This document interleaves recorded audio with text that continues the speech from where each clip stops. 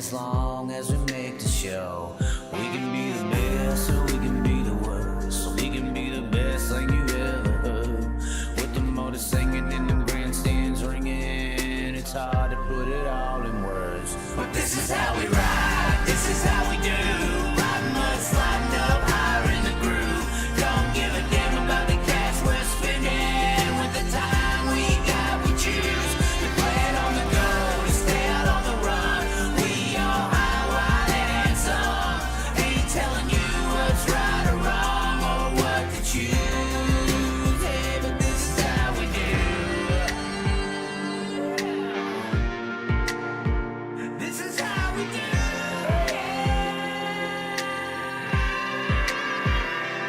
Out on the dirt ovals we play, life in the bright lights with no shade. So letting her go, letting her rip, letting her fly, tossing her in sideways, living the life, letting her ride, outside winning to die. Cross her up on the cushion, crossing the line, cause some drama and some bullshit they didn't like. And if they don't like the move, then we're ready to fly. But this is how we ride, this is how we do. Riding mud, sliding up higher in the groove. Don't give a damn about the cash we're spending. With the time we got, we choose to play it on the go, to stay out on the run. We all high, wide, and some. Ain't telling you what's right or wrong or what to choose. Hey, but this is how we do. This is how we do.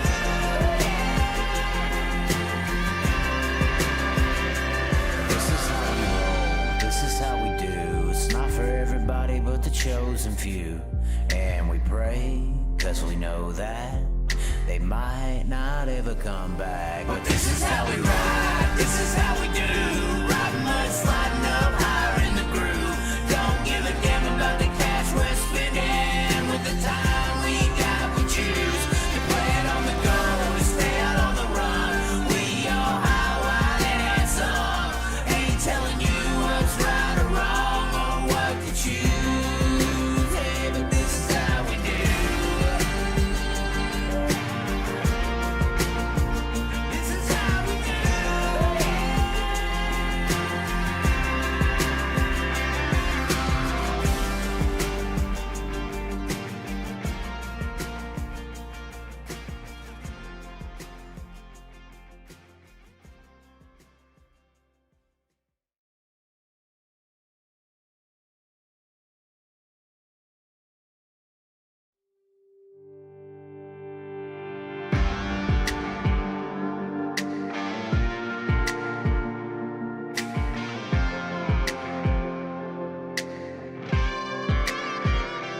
We can ride high, we can ride low. We can ride anywhere we need to go. We can ride all night up to the morning, as long as we make the show. We can be the best or we can be the worst, so we can be the best thing you ever heard. With the motor singing and the grandstands ringing, it's hard to put it all in words. But this is how we ride, this is how we do. Riding mud, sliding up higher in the groove. Don't give a damn about the cash we're spending. With the time we got, we choose to play it on the go, to stay out on the run. We all high, wide, and some. Ain't telling you what's right or wrong or what to choose. Hey, but this is how we do. This is how we do.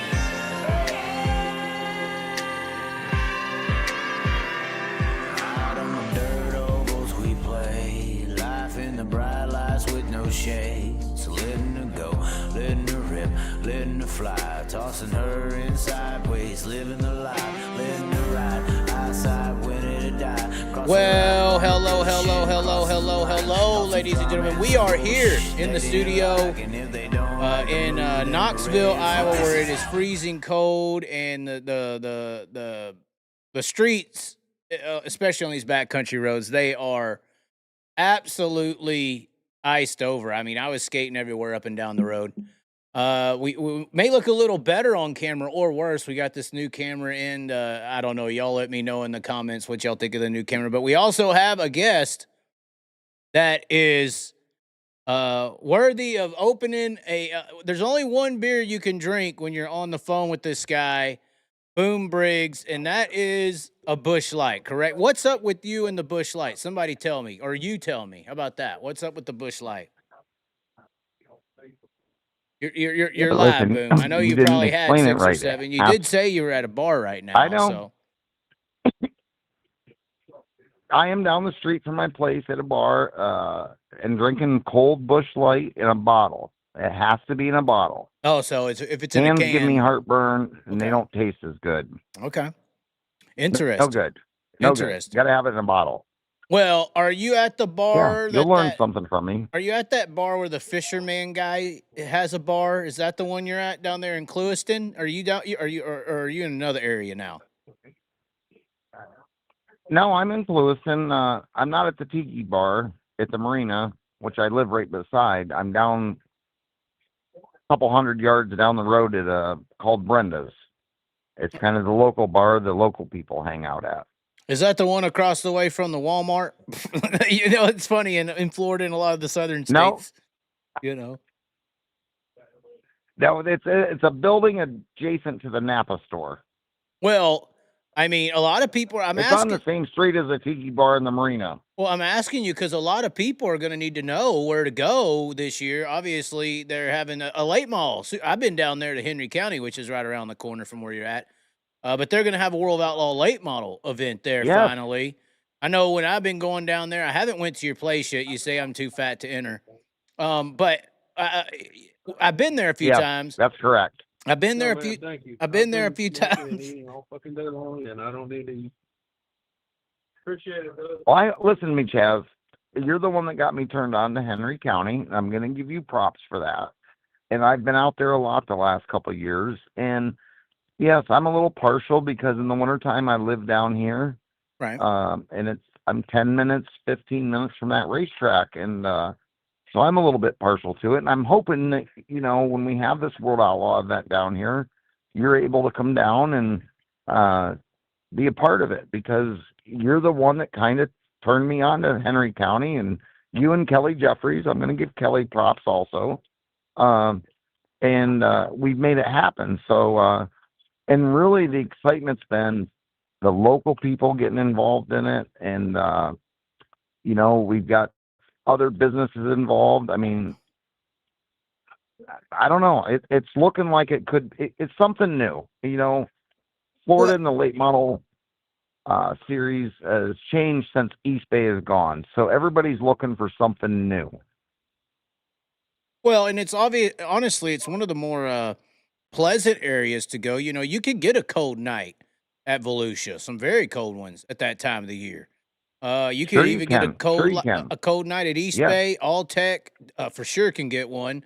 Golden Isle, I mean, it can get very. It's more so you're going to be cold there, but Oh, down there at Hendry, it is probably the better weathered area. I mean, it's beautiful down there at that time of the year. What would you say it is? At least a good 10 degrees warmer down there than it is up there near the Volusia area? it's on an average, it's 5 to 8 degrees better. On a Okay. good day, it's 10. You're right. But if you wanted to go by an average, 5 to 8 degrees warmer. We got the lake here.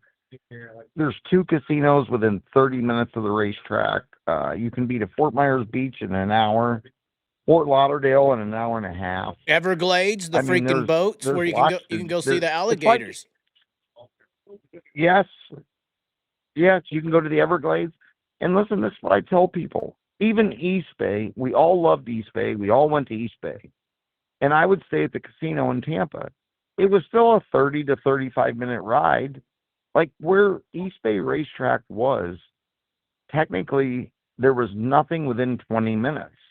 But it never bothered us. We all drove at night and went somewhere. Right. Somewhere to eat, a bar, the casino, something. Well, Henry County has that potential because there's a lot to do within. If you just drew an hour radius of Henry County, there is lots to do. Right. And of course, Listen, it's something new. yeah, Go ahead. go ahead. What I'm getting at is like the industry needed something different in Florida. It's something new. Is there longevity? I hope there is, but we got to see how the first year goes. And the other thing, listen, I know there's some people out there in the industry that doesn't like it, but we have struggled for the last 4 or 5 years with the World Outlaws and the Lucas Oil Dirt Late Models of splitting the fields. We've gotten guys that have drawn paychecks on both series for show-up money clear into April, May. This year was June until some of the full-time World Outlaw guys got paid. We need to stop that. We need to keep the teams on the World Outlaws healthy. We need to keep the teams on the Lucas Oil Series healthy.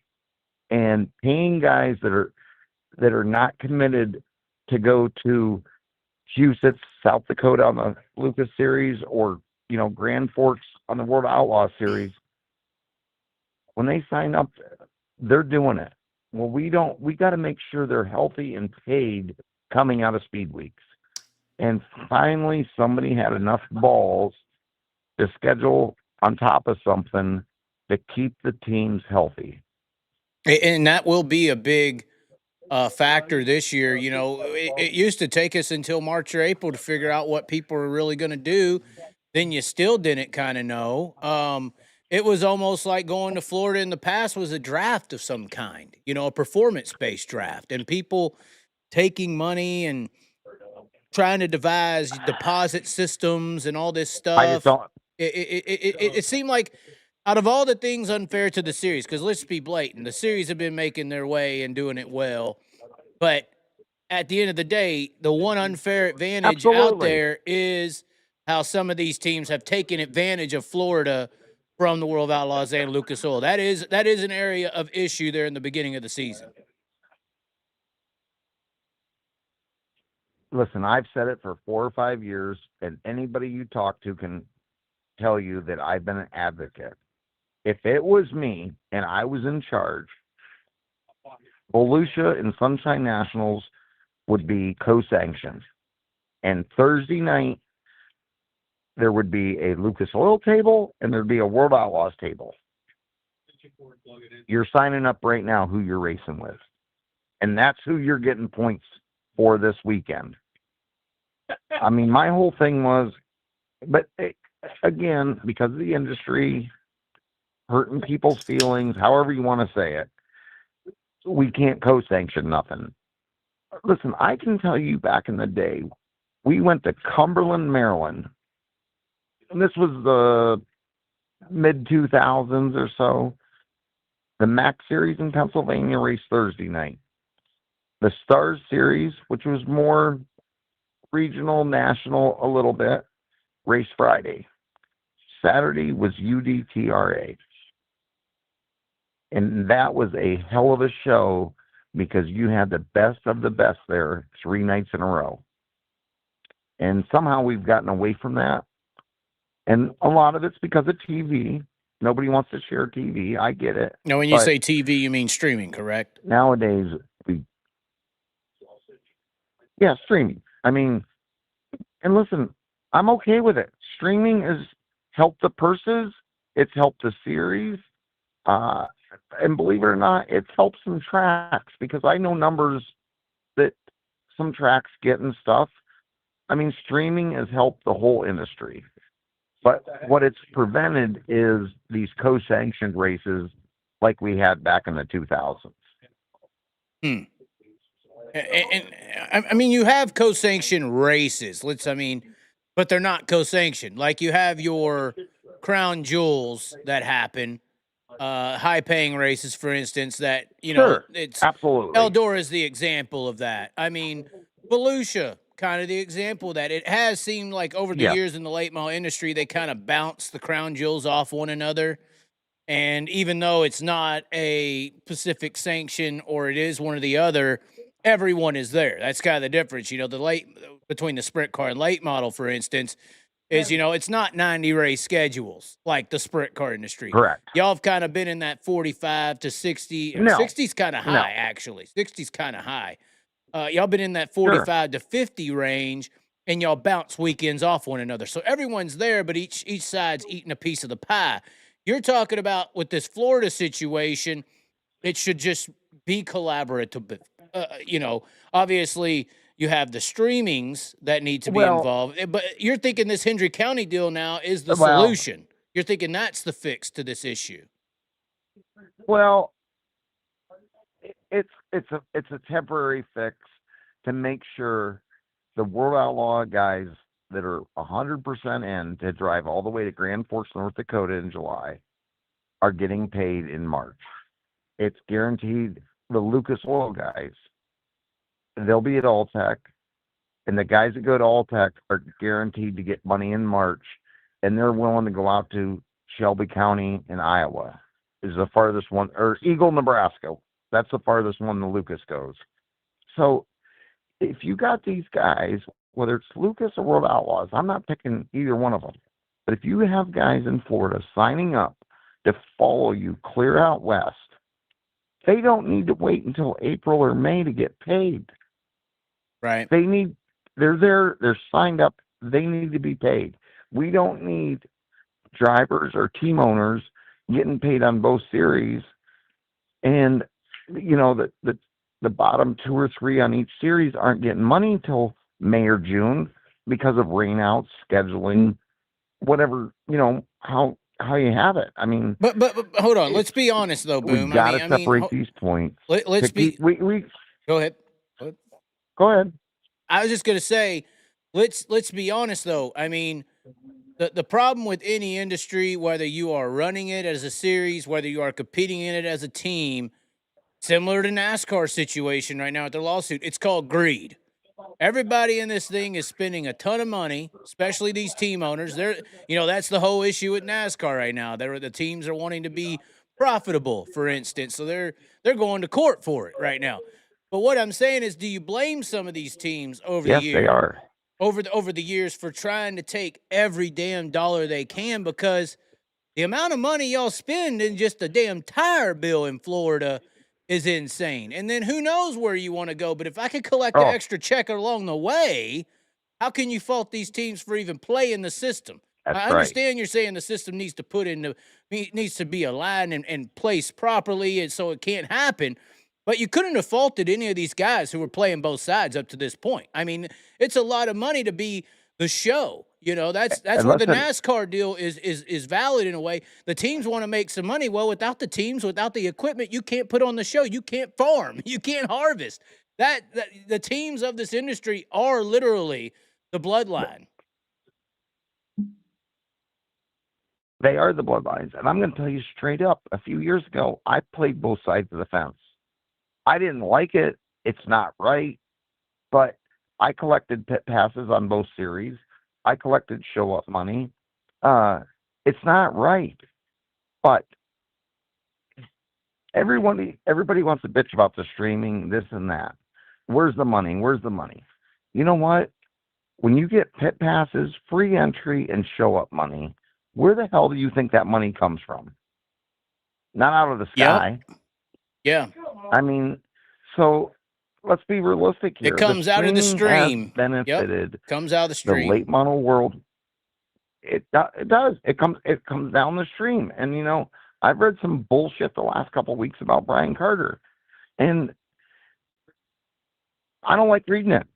Brian Carter has done more out of his personal pocket to fund these series and to keep everybody healthy. And we got guys wanting to know where the money is. Well, I own 3 different businesses. I'm not showing you my fucking books. Plain and simple. If you're not happy, don't race. But damn it, he just put another $400,000 in the sprint car world. The late model deal, we just added in purses alone on the late model side, you know, another $700,000-$800,000 in winter purses. I mean, every year, Brian Carter on the World Outlaw side. Now I'm going to take up for Lucas Oil too. They've done the same thing between Flo and Lucas Oil. They keep pumping money in. But damn it, nobody's going to Flo and asking them to show them their checkbook Why is everybody on Brian Carter's ass? Why is that? That That's is my that point. is interesting on the flow side.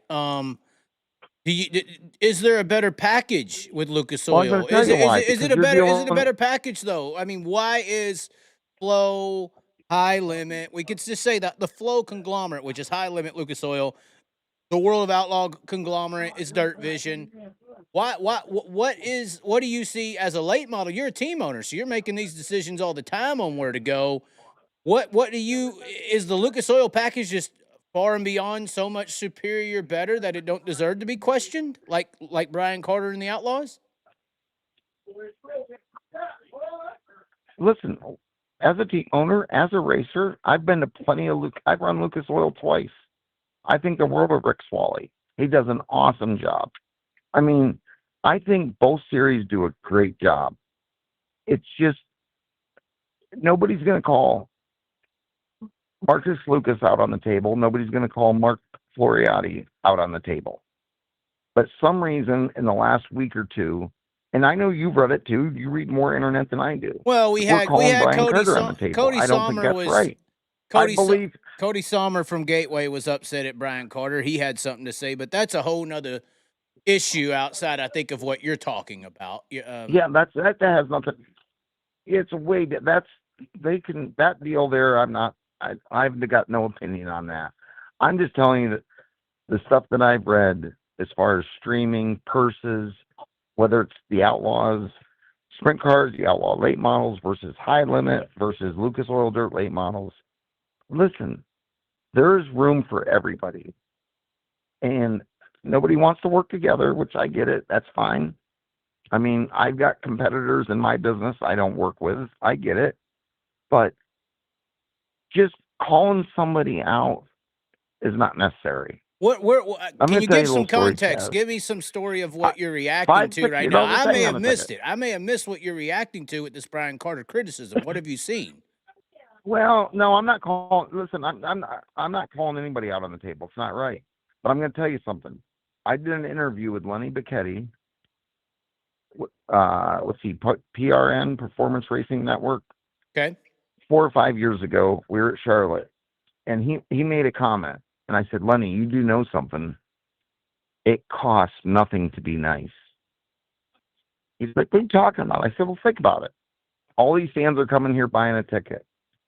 I'm buying $50,000 motors. I'm buying overpriced Hoosier tires. Doing all this stuff here. It costs nothing to be nice.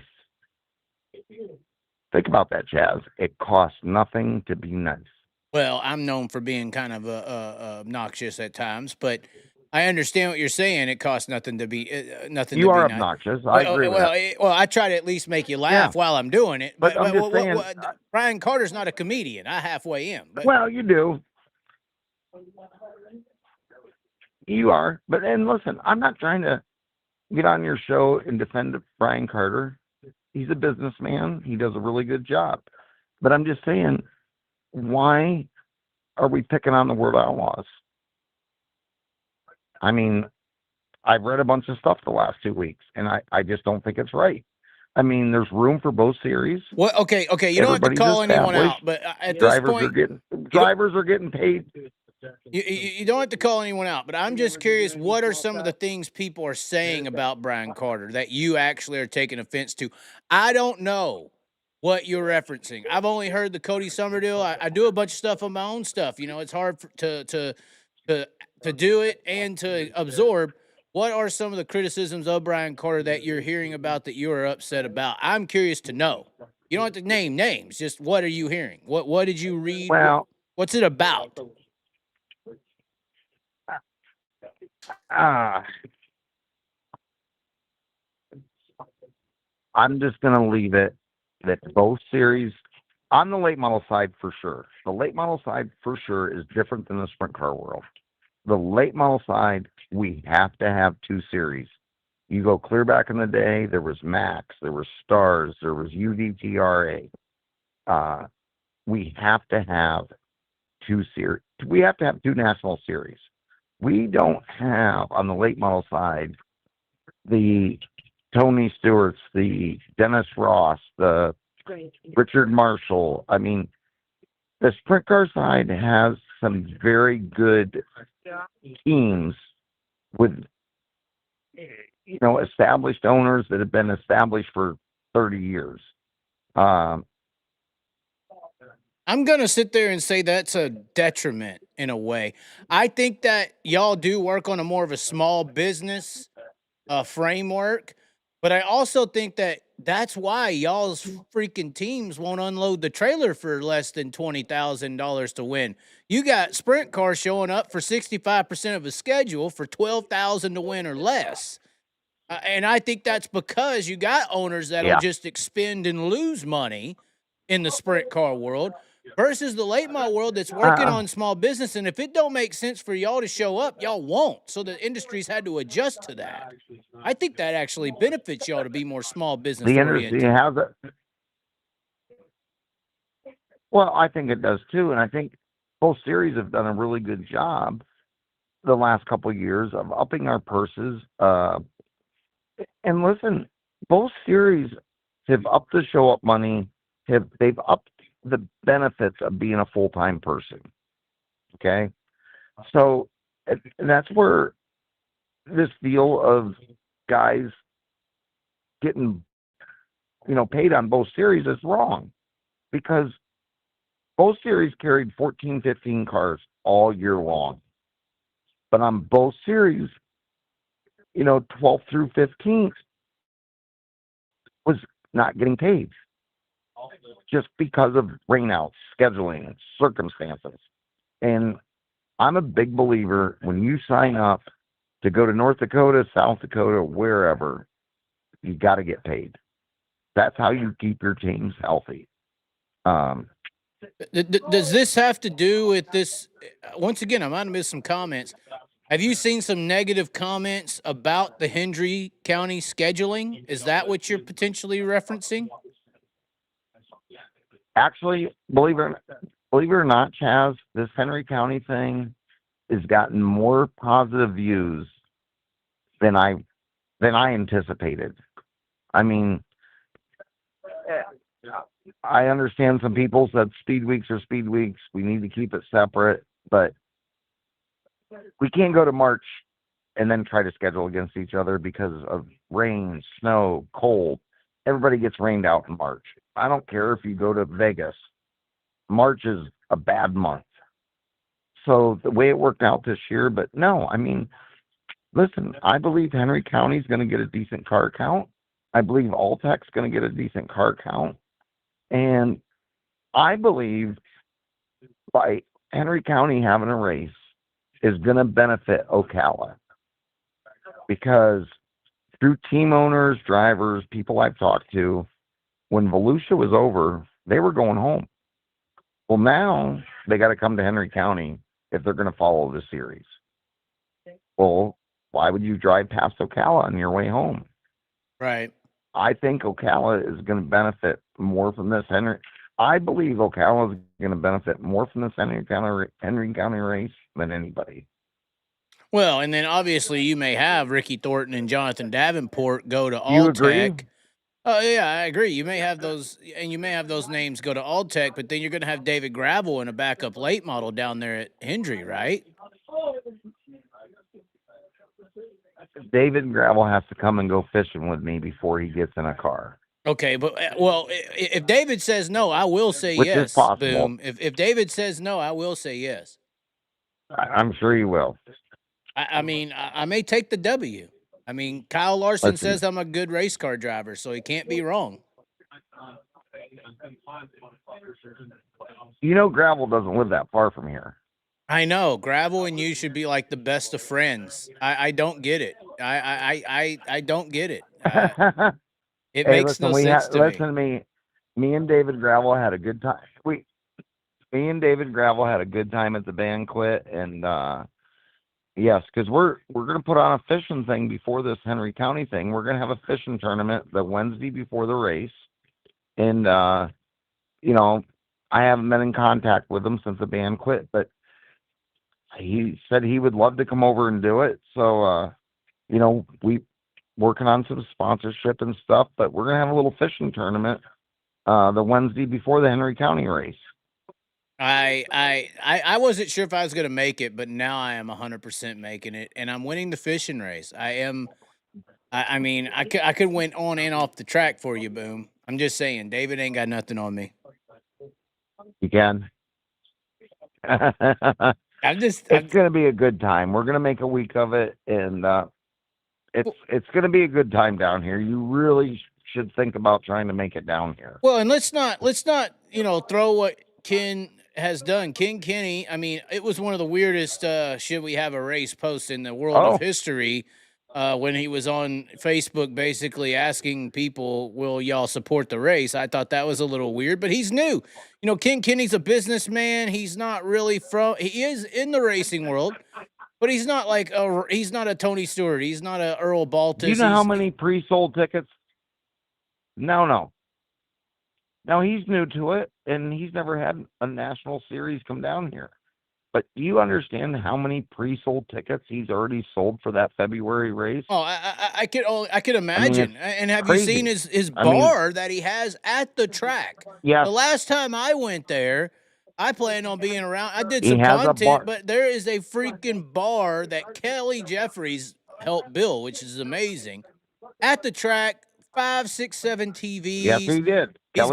He's got a VIP section in turn 1 and 2. I mean, it is actually, for what it is, and not having a national series, it is one of the best facilities out there, technically, if you consider that. Well, listen, and there's more seating there than people give it credit for. There's a very large pit area. And listen, I know parking's an issue there, but we worked on it, and I talked to Ken.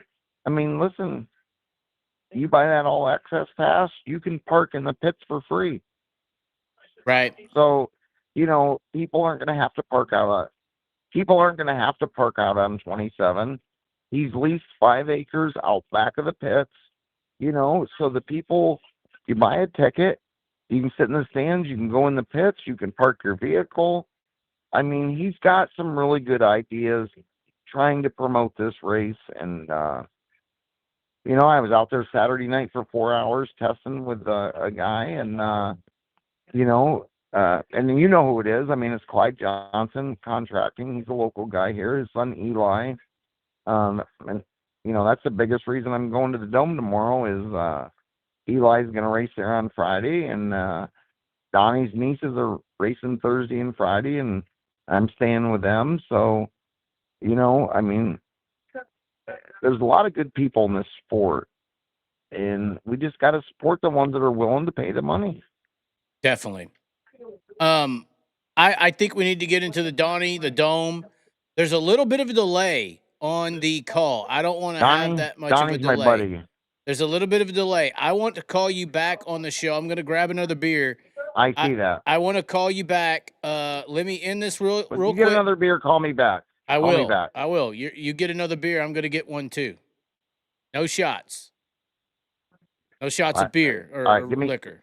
No, I'm not doing shots. I got to get a pack of cigarettes. All right. Be right back. Hold on. All right, so we just hung up with Boom Briggs. This is getting intense. We're about to get into some Donny Schatz stuff.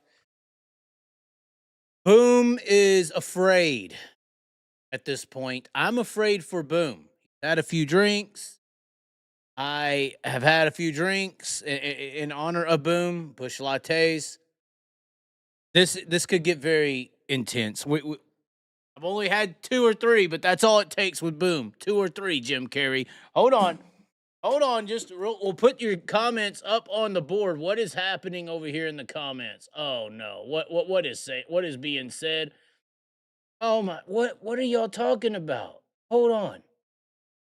What is this even saying right here? Bowminator is the best mini stock. Oh my. Got my eye racing.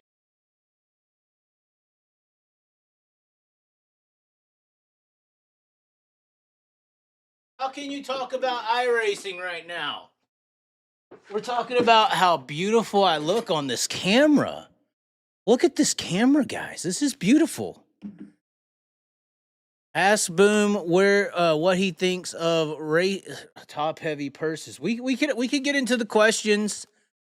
We're gonna get into the questions. Hold on, let's call Boom back. We're trying to get him back onto the line. Hold on, here we go. See, here we go. Here comes the Boom. Here comes the Boom. Is this any better? I don't know. Give me a test. Can you hear me? 1, 2, 3. I can hear you. Okay, that seems better. That does seem better. We don't have yeah, as much of a yeah, delay. it does seem better. You're right. There was a delay. Yeah, I don't know why that happened. But anyway, we're back with you. We just talked about Hendry County a little bit. I'm looking forward to it. We may be in a backup Boom Briggs car. I'm telling you right now, I could win the damn race and shock the world. Do they want to watch Ricky? Do they want to watch? I'm just saying, do they want to watch Ricky Thornton Jr. and Davenport at Alltech, or do they want to watch the Chaz compete in a World of Outlaw late model event? Can you believe how many people will watch that? I'm just saying, this is Jake Paul versus Anthony Joshua. Boom. Listen, Chaz, I will let you test a car. I'm not sure I'm going to let you race a car. Have you not watched me race? I've seen videos. I've seen you in a big block modified. You did pretty good. I'm just saying. I mean, what's the crash deposit? We could raise it right now. Hey, if you was to put me in a car at Hendry County, that is the must-see event. That is literally Jake Paul versus Anthony Joshua. Literally. Okay, listen to me. Here's the deal. January 23rd is Monday after the Sunshine Nationals. We are coming to Hendry County. Ken is letting us practice and test for free. So we know the racetrack's going to be good. Gives John Wilson's the track prep guy, gives him an opportunity to see. John Wilson's a great guy, does awesome track prep. But they have never had. I've tested there one time, and we tested there this last Saturday for the Dome. With a big motor. They ain't ever had too many big motors on there. No, they haven't. They've had 360 sprint cars there. So listen, I mean, there's opportunity at this Hendry County down the road. We can get a 410 sprint car race there. I mean, there's possibilities. It's an opportunity. But it is. So I'm just telling you, January 23rd, we are testing full-blown late models there. If you're here January 23rd, I will let you get in my car and test.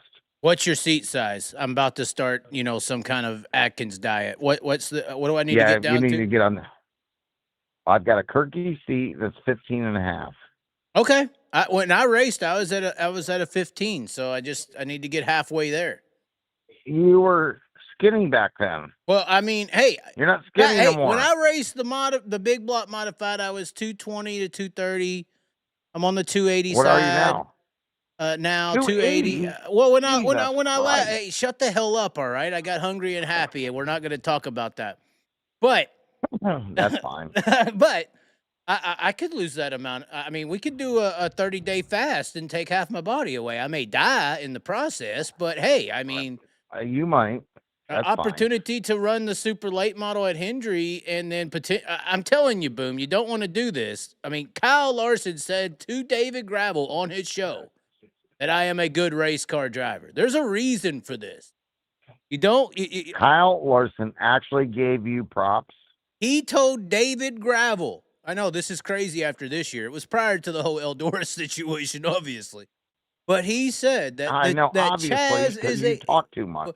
Well, he said that Chaz is a good race car. He actually said this. Actually. Chaz is a good race car driver. I mean, we could put it to the test. On that. January 23rd at Hendry, we could put it to the test. Could you imagine the video of me hot lapping your car? That's going to break the internet instantly. This is the biggest news in the world. Well, you're going to have to call Kelly because I'm not taking video of you. Oh, I can. Hey, I got GoPros. I got GoPros, and I'll show you how a pro goes. I'm not doing it, so I'll show you. We got to show Kyle. Kyle wants to know. Yeah, Kyle wants to know. Well, that's fine. Call him up and tell him you're going to test my late model January 23rd. I'm just saying that would be remarkable. It's going to happen. Start saving your pennies. You better start saving up so you come down here. I don't need to save my pennies. I need to eat half as much and run around the block a couple times. But anyway, so we're happy. Hey, listen, the other thing is, I wanted to mention something else today. You know my cousin Chub Frank, right? Yes, Chubb Frank, the 1-star legendary, I would call it, late Yeah. model driver. Well, while we were off on break, I got a text. He's out of surgery. He had to have his rotor cuff replaced today. Okay. So they just sent me a picture and said he did really good, and he should be all repaired up. So hopefully he gets healed up so I can bring him to Florida so he can boss us around. But Well, you need to bring him to Florida so you can bring a damn seat that I could fit in. I'll unbolt yours and put mine in. You know, I mean, hey, that's how you do it. 1 star for the win. I know, but Chubb's skinny now.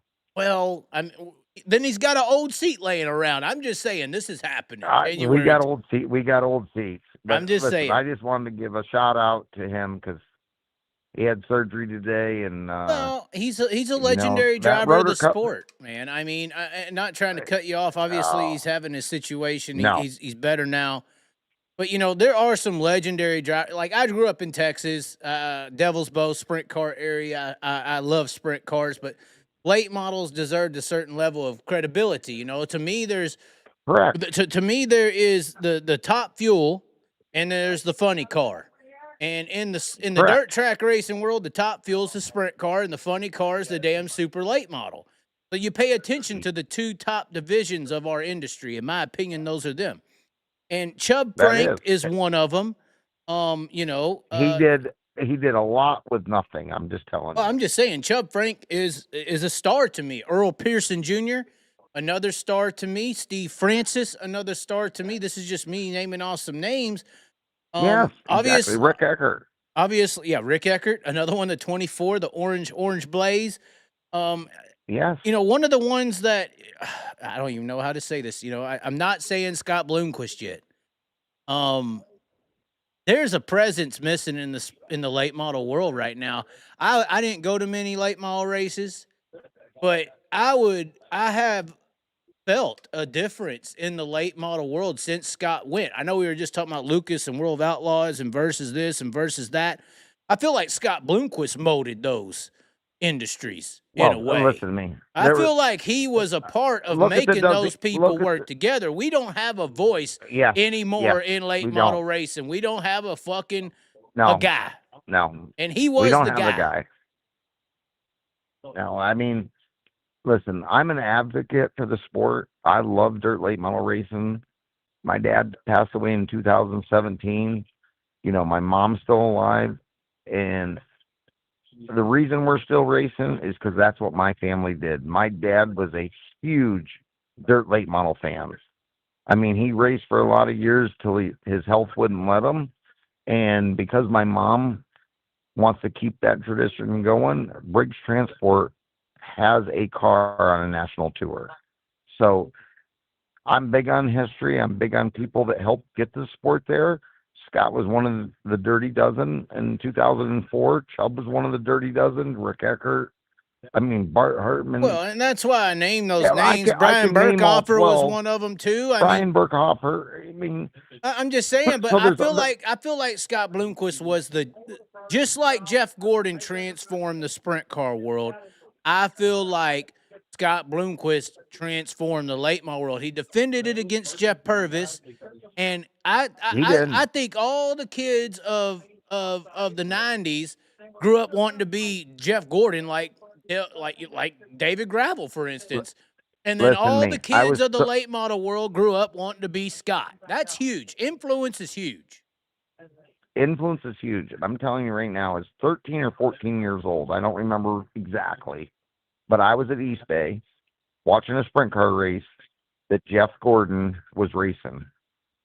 Now, me and Jeff Gordon are the same age. Our birthdays are, I don't remember his birthday, but it's 7, 8, 10 days apart. We're the same age. But I was at East Bay when he had to get special permission to run a sprint car race in Florida because he was so young. So, I mean, I've been around racing my whole life, and I want to see dirt late model racing do good. And the way you do good is you stop the fighting. You stop the bullshit. I mean, we have to keep our teams healthy because you are 100% right. there's more dirt late model teams based on small businesses, family operations. We got to do something to keep these people healthy. So we have 15 cars on each tour. Everybody's getting paid, and we can go race across the country. What is That's that? my belief. Well, what is that? So high limit. Let's just. This is a very interesting thing. You know, the one thing that high limit's bringing in that is, like I brought up with Logan Schuchart, they're bringing in established investment. I'll call it. You come and race our series for a Okay. certain amount of time. You get an established investment that has a dollar amount attached to it. You get a franchise. The late Okay. model world hasn't dealt with that. It seems like a play. Well, or there's rumors out see, there that late model. Well, I'm just saying it There's seems like rumors out there. it seems like the high limit world. This is their play to attract car owners, and it's a damn good play. Instead of, like I told Logan Schuchart, I said, Logan, you could go and quit next year. You've been a top 5 championship driver for 4 or 5 years with the World of Outlaws, busting your guts, your money, your time, your effort. You could quit at the end of this year, and you have nothing. Your value is 0 with the World of Outlaws. And I'm not even saying this is a World of Outlaws high limit thing. I think this charter franchise idea is a way to give some form of established value to team owners, whether you're in a late model or a sprint car. I do think that it's a good idea. Obviously, NASCAR is in a lawsuit because they can't figure the idea out. But I think it's a really good idea to give y'all some style of established value for the millions that you're investing. How much money have you invested in dirt late model racing, Boom? Literally. Can you put a number on it? Can you tell me? I would guess it's above $20 million in your entire career, especially on the National Series in the last 10 years. $20 million. Would you not say that's fair? It's in 20 years probably. But here's the thing. You ain't got nothing to show for it, Boom. I know you got some investments from it, but this is what I'm saying. If you don't get something for that investment of that amount, it don't make sense. It needs to start making sense. I think that's what you're saying. Well, it needs to make sense, but here's the thing. You see where NASCAR's went with this charter system, and I'm not against it.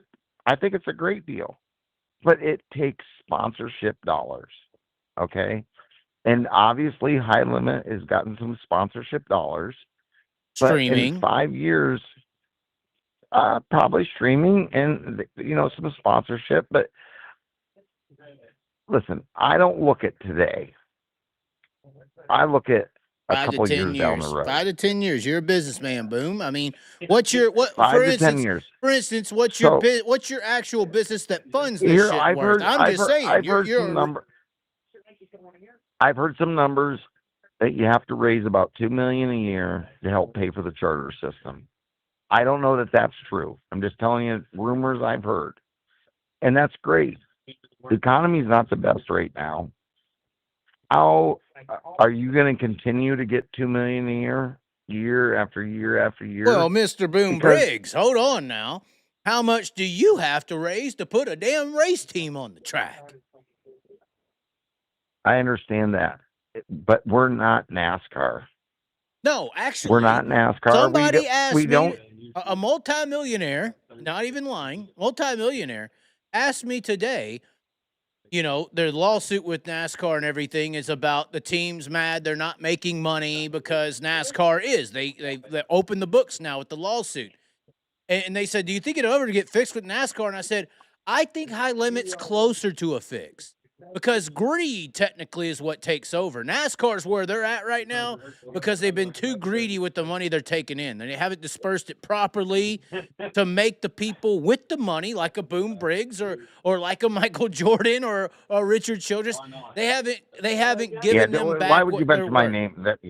Well, because I think y'all in dirt racing are closer to having a proper operable ecosystem than NASCAR. They're too far gone. I think y'all. They are. I agree. I think y'all have a better chance of profiting running late models and sprint cars in dirt than NASCAR ever will. It won't cost you $60 million to run No, a team a year. no, it won't. But listen to me, it still takes money. Well, yeah, And exactly. you still have to raise that. You still have to raise that money. And I get the streaming. I get all of it. I don't know. Well, listen to Dirt me. It's a Vision wait and estimates see to thing. profit $12 million a year. I would assume Flow is close. What most people, I think, are saying is like, hey, Dirt Vision or Flow, instead of profiting 12, profit 8 and support your teams. I think that's, or let's just say Yeah, the but- number's half of that. Let's just say they're profiting $4 million, and it takes $2 million to support the teams who are investing $1 million a year at a minimum. Well, To do that, to take care of the people who are making your show. Boom Briggs, without his money and his race team, and the other teams, you will not have a show. World of Outlaws, Lucas Oil, High Limit, Outlaw Late Models. You won't have a show without these guys. So they need to be taken care of. I think that's the argument for the other no, side. but I will tell you something. Race car people are dumb, because if I ran my businesses and listen, you can talk to any owner out there. Nobody is technically making money racing cars. I agree, but we're in this era. We're in this bubble era right now. We where are in this, we are motorsports in is this era. trying to become a sport. Because in the NBA, NFL, Well, all these other sports, there are I agree with you. It profiteering should be business ideas. 100%. So we're in this bubble of an area where people with the money, yeah, they love it still. That's why they're dumb. It's not necessarily they're dumb. They're just in love. They're in love with Well, something. yes, we They're do. in Listen to me, love no with the different- late model. They're in love with the sprint Listen, car. It's And the no different love. than you. You've slept in your car how many nights? Exactly. Because you love Exactly. you love the sport. You love the sport. And you've been fortunate over the years to get Survive. with some better people. To survive. Yeah. And listen, that's why I agree to come on your show. You are trying to help dirt late model, sprint cars, dirt racing. You are trying to help. And you can't afford to help, but you're trying. Right. And It's I give you respect credit for based. that. It's And that's- it's a respect. It's a respect thing. And respect And that's in why most scenarios comes with money. But listen to me. You've got to start being a little bit realistic. Whether it's Brian Carter or Mark Floriati with Flow, Marcus Lucas with Lucas Oil. I mean, come on. These guys run businesses. And people in this sport are expecting them to open their books, show them what they make, and then they want a piece of it. Here's the deal, They though. have I mean, paid out. here's the Listen deal, to though. me. You're opening your Yeah, but here's books the and thing. spending it as well. I am spending it, and I'm agreeing to go there, and I'm agreeing to race for what they're paying. And if I do So you want to that, strike. If I- things have to change, then you want to strike. You want. I think you're Well, lucky, listen, Boom. though. I think you should be lucky to be a car investor owner in this sport in this bubble era. Because it is, Well, imagine how many people in the 80s and 90s and early 2000s and 2010s lost so much money. You're lucky to be in this little bubbled area where people are wanting to make profits as a car owner. That's the bubble we're in. Well, it is the bubble we're in, and I'm not going to disagree with it. But again, it's just like you, Chaz, personally. Okay, we're doing this show. You're going to get some views. I'm going to call you tomorrow and say, okay, Chaz, how many views did you get? I want to see your checkbook. No problem I showing wanna it see- because it's not as much as you want to know. I mean, it's probably but like you gotta $5-6, but You got to understand. unless we get a super chat, But super you chats gotta- will be read to Boom. How about that? That's how we'll make some money. Put a sticker on the car. Yeah, but you know what? Here's what I'm getting at is, though, what you're trying to do, you're trying to represent the sport, and you're trying to survive.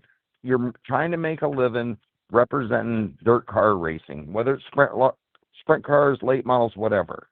in an opinion, as well. Okay. I mean, but I could get into what I'm doing. But you got to look at it different. It's none of my business what YouTube pays you a month. It's none of anybody's business what you get paid, which I know and you know is little as nothing. Well, but I can go So, research point- it. You know, I mean, I showed the deal Yeah, the other I know, night but where I I don't can show care. that Kenny Wallace Listen- is making $20,000 a month.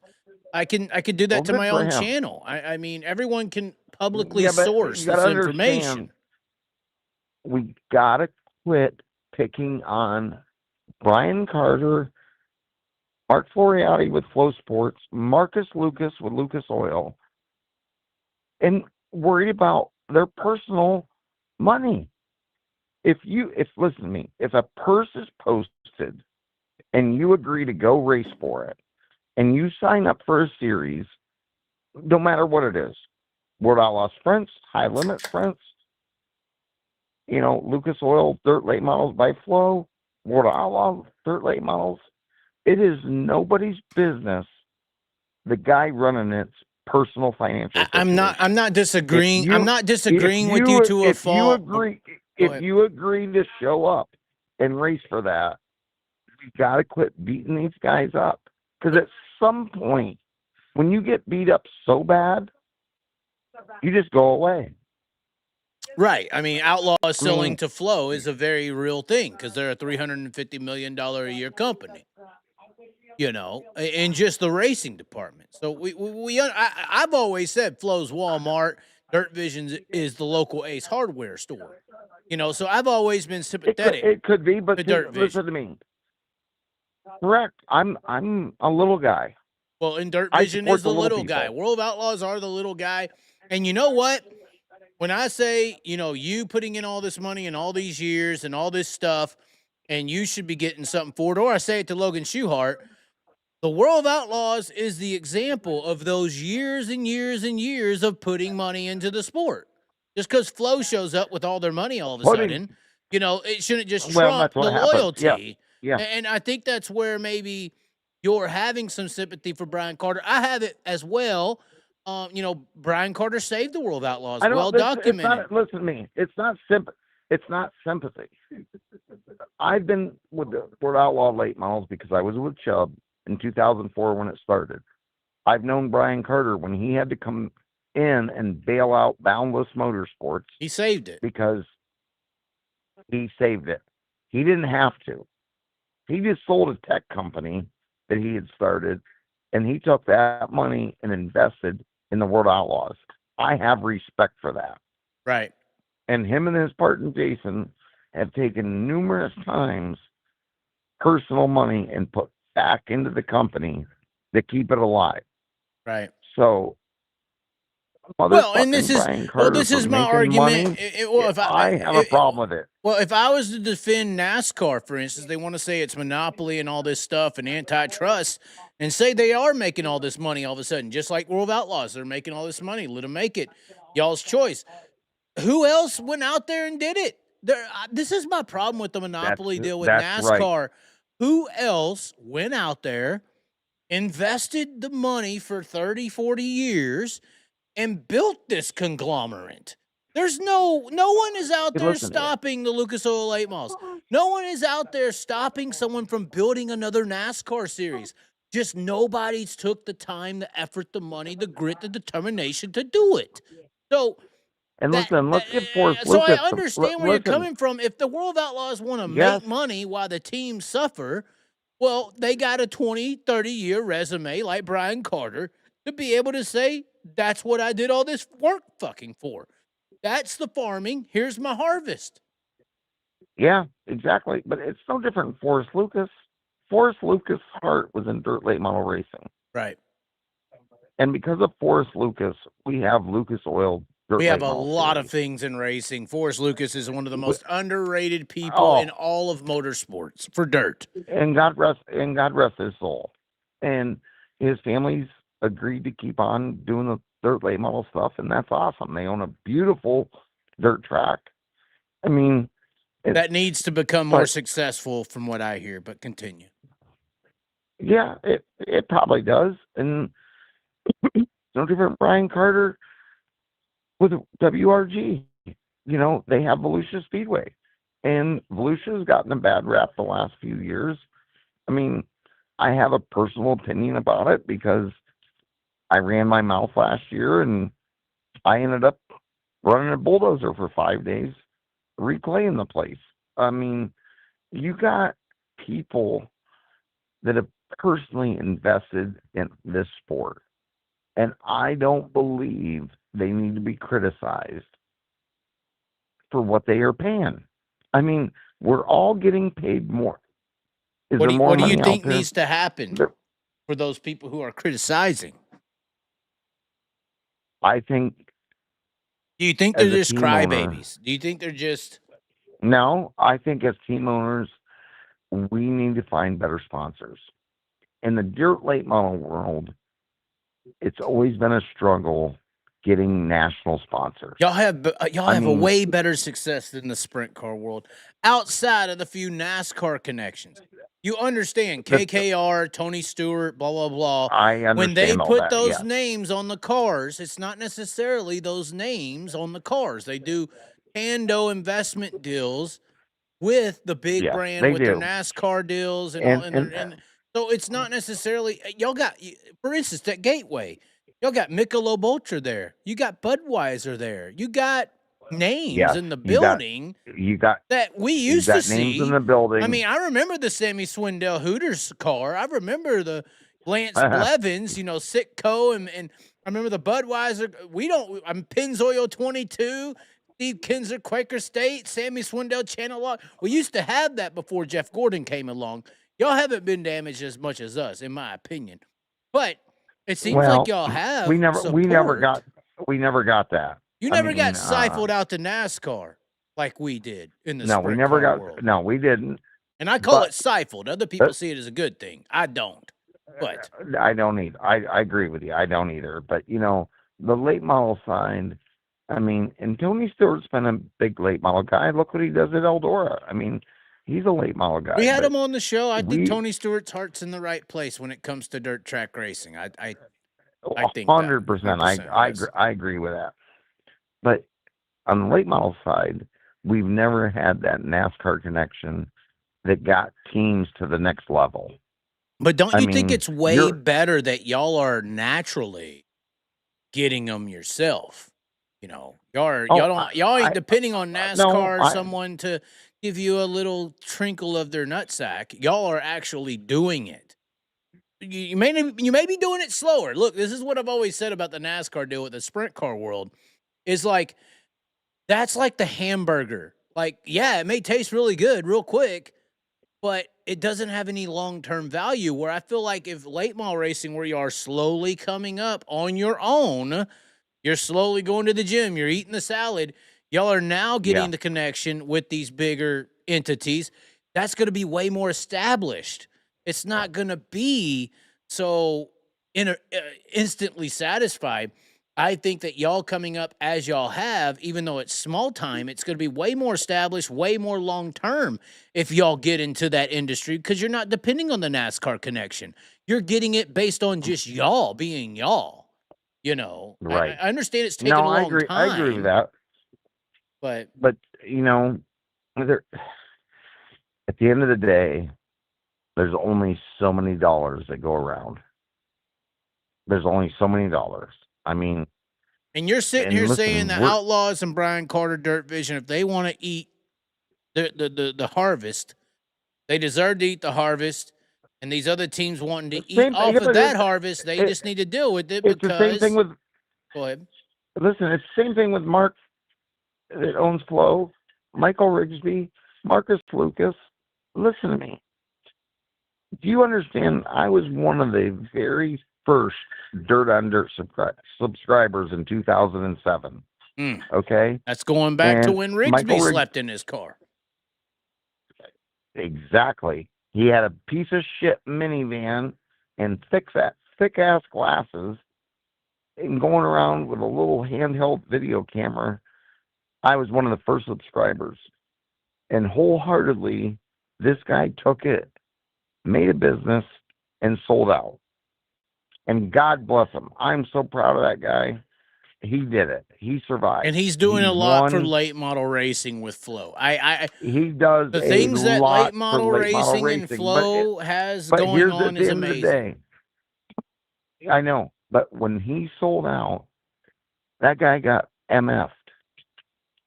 Isn't that the American dream? Start a business, build it up, you sell it. Good for Michael Rigsby.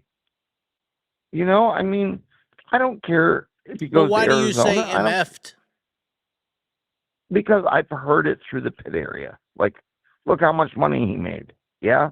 Well, like you said, I remember the piece of shit minivan and the thick glasses he had and the handheld camcorder he had. So you're going saying the around. perception similar to Brian Carter, perception. even though you remember Brian Same Carter when he thing. was in the, building I it from remember back Michael up. Rigsby. Michael Rigsby, Yes. same thing. You remember him when he was in the fucking van and he built it to where he's at. So Yes. when you hear people say this rich little fucking prick with all his Yeah, fucking money, no, bullshit. you know the guy Yeah. sleeping in the car. That's right. And That's right. so you see And the same there's defense. When a you're good defending Brian example. Carter, you're basically defending the same image. I'm defending the image. And Michael Rigsby had the same image. I mean, maybe a worse one. I mean, Brian Carter sold a company. but I mean, listen to me, Rigsby was in a van. I'm just saying. I think Rigsby's is a little I more know. respectable, but continue. I understand. Okay, listen. I respect Michael Rigsby Michael probably Rigsby- more than anyone in the industry. I do too. But listen, he could have went away. Yeah. Michael Rigsby is still heavily involved in dirt late model racing with numerous projects he does. It's amazing. And Michael Rigsby, it's amazing. He has stayed in it. Listen, I've told him 100 times. He sold out. Yes, everybody thinks it was all this. But whatever. he made sure he had what he got. control when he sold out too, though. He made sure he still had Yeah, but listen to me. substantial control. I mean, he He runs Flow supports- Racing for the most part. So. Yeah, but it doesn't matter. Michael Rigsby supports dirt late model racing. Right. Whether it's World Outlaws, Flow, Eldora, Yeah. Fairbury, where he's invested. Michael Rigsby supports dirt late model racing. But yes, it's the image. Like I said, I'm not opening my books for people to look at. And here we are criticizing people that have came in the sport, saved the sport because it was in trouble with Boundless. Yeah, with Brian. Doug Bland with Stacker 2. I mean, Forrest Lucas came in and Brian Carter come in and saved dirt late model racing. You could say dirt track racing. You could. Basically dirt track. You You're could right. say they say it's dirt racing. track. I mean, They both. I mean, the Chili Bowl was successful. Who took over the deal with there? Who made that a profitable deal when it was in its non-Larson that years? place You know what I'm saying? The Chili Bowl. The Chili Bowl don't make no money. We're not going down that subject. Continue. Forrest Lucas and Brian Carter came in and saved dirt racing. Yes, they did. I will Yes, they agree did. with this. 100%. So let's move on and we go race. That's how I look at it. And if you're not happy with what you're getting paid, then shut the fuck you up. need to go That's what you want to say. Well, shut the fuck up and be happy with the pennies you get. Hey, slave. listen, I'm just watching what NASCAR's going through right now, and dirt racing is still grassroots racing, and we don't need to go down the road of NASCAR. Boom. When I look at NASCAR and what they're going through, I think dirt racing needs to learn from those mistakes. They need to sit back and say, okay, 100. where did NASCAR fuck up? Okay, they fucked up when they tried to bully somebody with money, which is what happened. Yes. Now, because they're in that state, we're looking at all the avenues. And when all the avenues broke out, because now we're seeing their for instance, our soliloquy, Dirt Vision profiteers. We're seeing all their bullshit on how NASCAR was making this substantial amount as the people paying the bill to put the show on we're getting fucked. So Hey, but listen, what I'm if you wanna- saying, hold on. listen, What I'm saying by that is if Lucas Oil, Flo, Rigsby, Brian Carter want to look at what's happening with NASCAR, I think that's where they need to be like, okay, yeah, we did put in all this time, we did put in all this effort, but if we just keep reaping what we sow rightfully, even though it's rightful, if we don't start giving back a little bit to satisfy the hunger of these people who are investing millions every year, we're eventually going to be in this same scenario, because that's how NASCAR is where they're at right now. They got greedy. yeah, but The number one, God talks okay. about it all the time. I mean, Jesus, all this shit. If you get too greedy and you want to continue to receive without giving, you will eventually get fucked. That's what we're seeing. You will, right now. but listen to me. Okay, but you still got to look at numbers. You still have to look at numbers. What NASCAR do you think? said we're broke for years, and now we're finding out they're not. You can't play broke forever. That's all I'm saying. No, I agree with that. You can't. But here's the thing. You know, take an average dirt race, a late model or a sprint car show, and you're pretty smart. You go to a lot of races. What do you figure the average attendance is? Well, and this is where the World of Outlaws whoop High Limit's ass. A World of Outlaws sprint car show is most of the time sold out. This is where the late model world's different. Yes, 100% different. I would say y'all are about average. Y'all are about 65% full at your regular events. You're 100% full at the events where the other series is off and everyone's there. No, I agree with that, but you got to understand. Forget Eldora. Don't even think about Eldora. Not even Eldora. Deer Creeks, forget Mississippi Eldora. Thunder, Eagle. Listen, I'm just saying. I'm just saying when when one series is off and everybody's in the building, y'all fill up. Lernerville, Atomic. Okay, fill up. I mean, yeah, but fill up to what number? I can talk numbers. Well, you know what do you saying? say? I say y'all are 60% full when it's a series event. Okay, listen to me. When everyone's there, not just Eldora. How many? Come on, Boom. Can't say that. Forget Eldora. We'll throw Eldora out the building. Can't say that. There are a bunch of late model events on the Lucas and World Outlaw side where the other series is off and everyone's there. When everyone's there, y'all have that how many people? 95% full audience. I think y'all do better. Okay. Y'all do better when everyone's there, in my opinion. I'm not going to disagree with you, but what I'm getting at, it's all numbers. We are never going to a dirt late model race that's getting 10,000 people. Well, I don't know how many sprint car races I could say are doing the same. Exactly. So listen to me. It's all numbers. It's all numbers. On a purple... but we don't have the streaming numbers. We got them from Flow. We can't get them from Dirt Vision. I think this is why you have... okay. Did you get true numbers from Flow? Come on. Well, maybe they're lying, but I mean, we gotta hold on, Boom. We gotta assume, right? We gotta assume, right, that when everyone's in the fucking building, everyone is watching, right? The late model world is watching. Yeah, but I don't think it's right that anybody knows them numbers. It's a business. I'm trying. Okay, so, what did you want to make a point of in saying that? I don't want to ruin that. It seemed like you did have a point. That when the late model races are putting on their 60% non-10,000 attendance shows, what did you want to make a point of? There's only X amount of dollars. When you have 2,000 to 4,000 people there, and I get it. The streaming. I've heard numbers. I don't know what the true number is. You don't know what the true number is. I can guess. Look, we can guess, but we can guess based on results.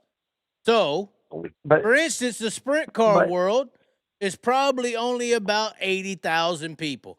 The reason I can tell you that is because when the fucking Chili Bowl, which had all the sprint car people and Kyle and Chris Bell and everybody, yep, had to yep. do their stupid little YouTube deal because Flow crashed, it only had about 60,000 people watching live.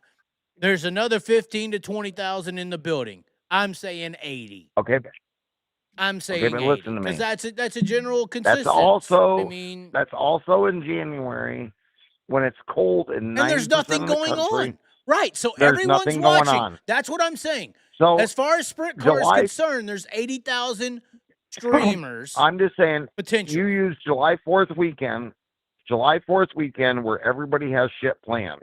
The World of Outlaws is in Deer Creek. Lucas is at Muskegum and Atomic or wherever they're racing that weekend. I'm just saying, July 4th weekend, you've got 4,000 to 5,000 people in the stands, possibly. The number's probably 3,000 to 4,000. And what do you think is actually watching? Because it's July 4th weekend. What I'm but at the getting at same is time, is everybody. I can have my phone wherever. I could do whatever I know want that. on July 4th weekend and You still can, be watching but the race, and I do that. So we have to assume you everyone do that can because do that. you love it. Well, But- hold on. You're saying these fans don't? Come on now.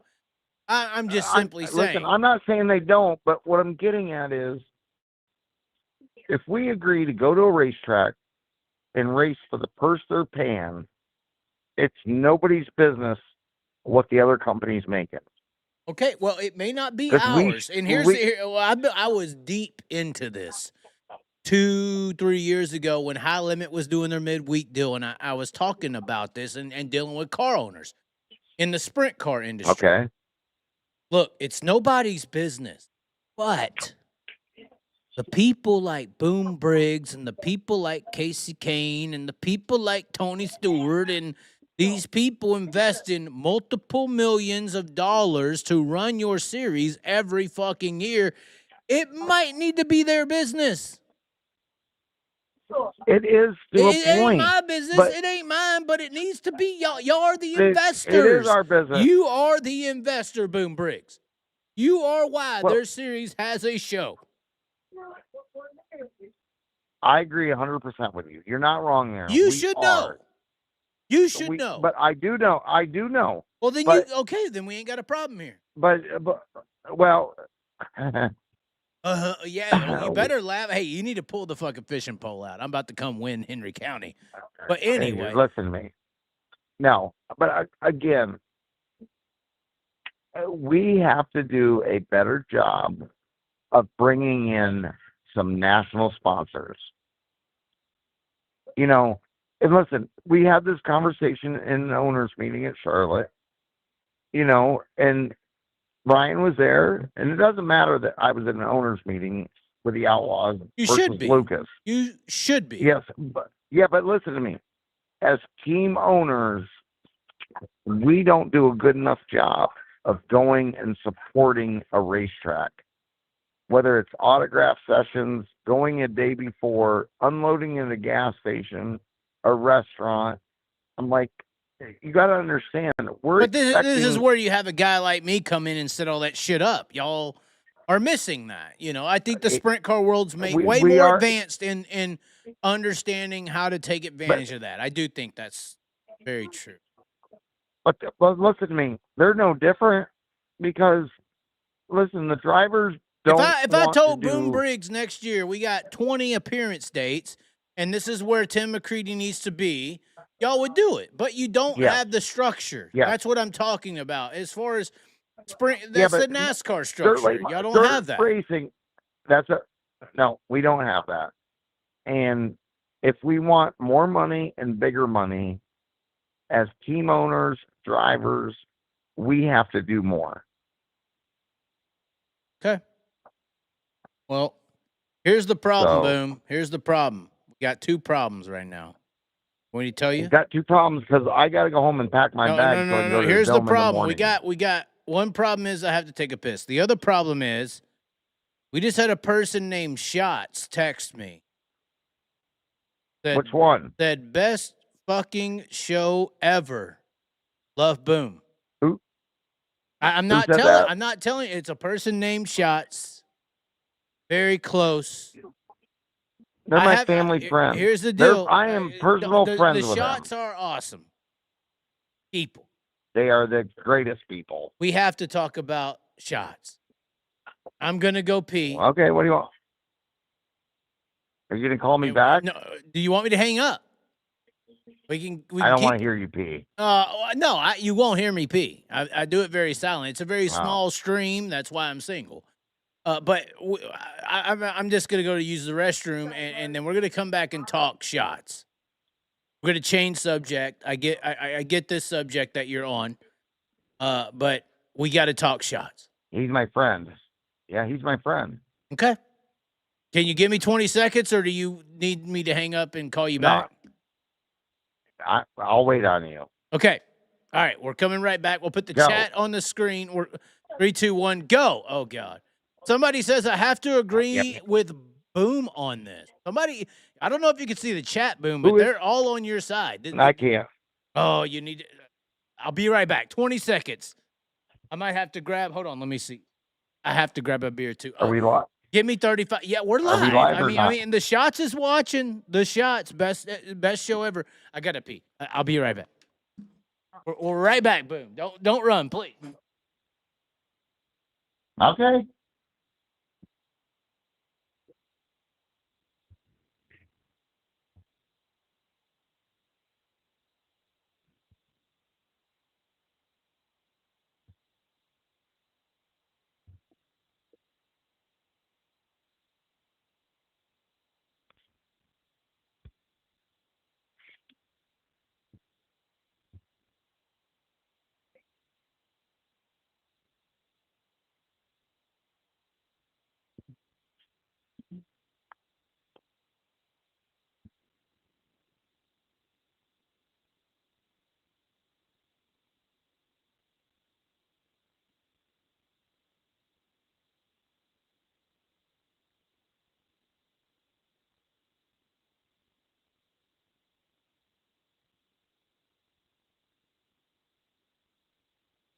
All right, the pee's done. We're getting a beer. Hold on. Hang on.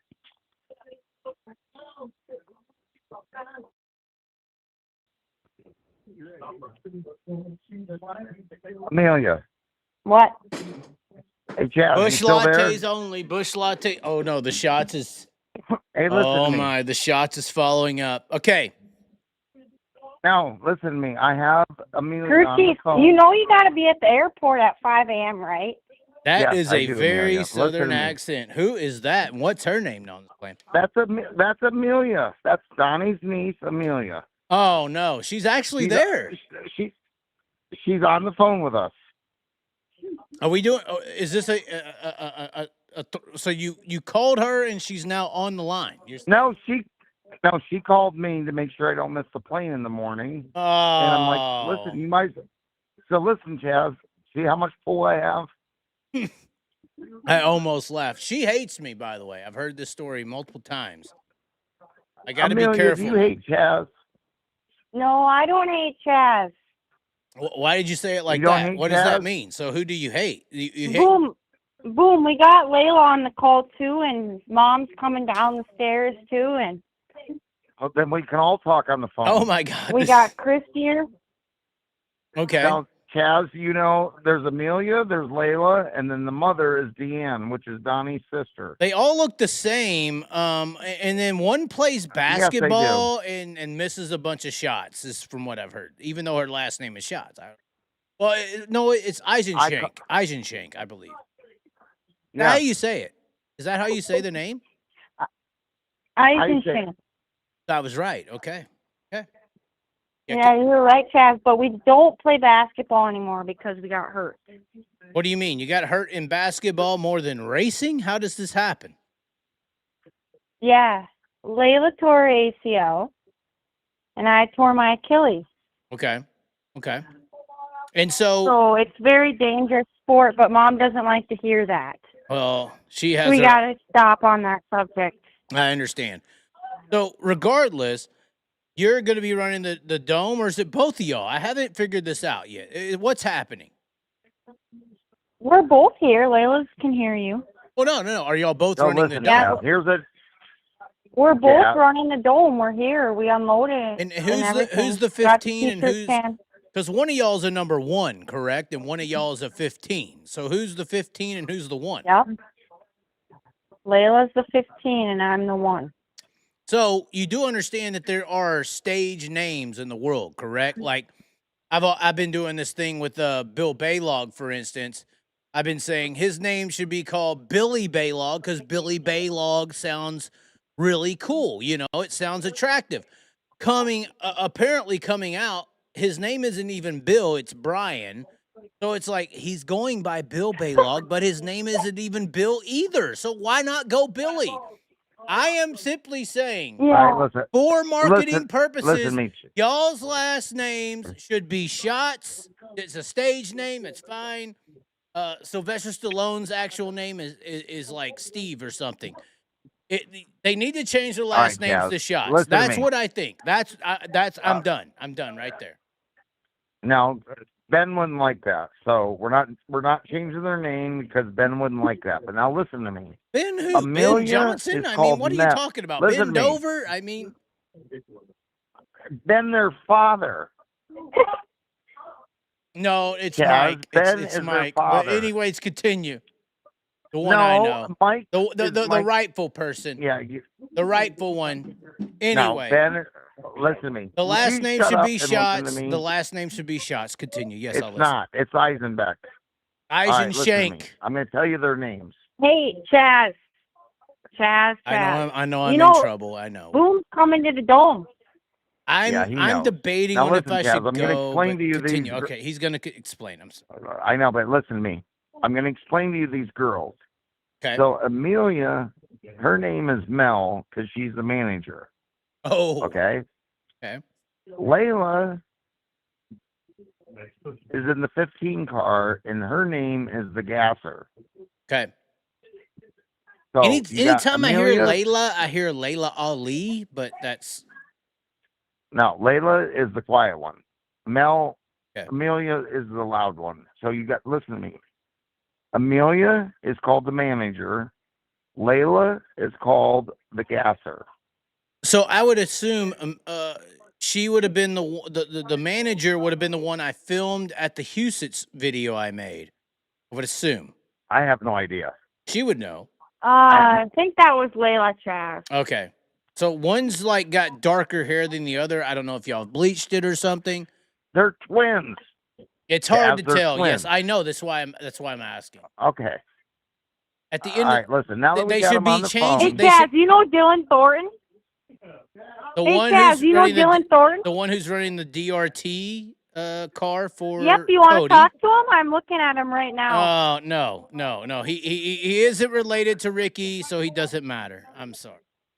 no. Listen to me. This is about me. I let you in on the call, Mel. I didn't know this was happening. Dylan's right here. Where's I don't DM wanna at? talk to you either. Let's get Donnie's sister on the phone. Oh no! Don't get her on the phone. She'll burn the whole house down. Oh god. Oh Dan? god. Sorry, that was Dylan. Where's DM at? Deanna's coming down the stairs. She's coming. Is she going to talk on the phone or not? Yeah, I don't know. We're supposed to be going to dinner. Yeah. Just go to Well, dinner with Dylan. He's mad that this is all even happening. I get it. I Yeah, guess. he's mad.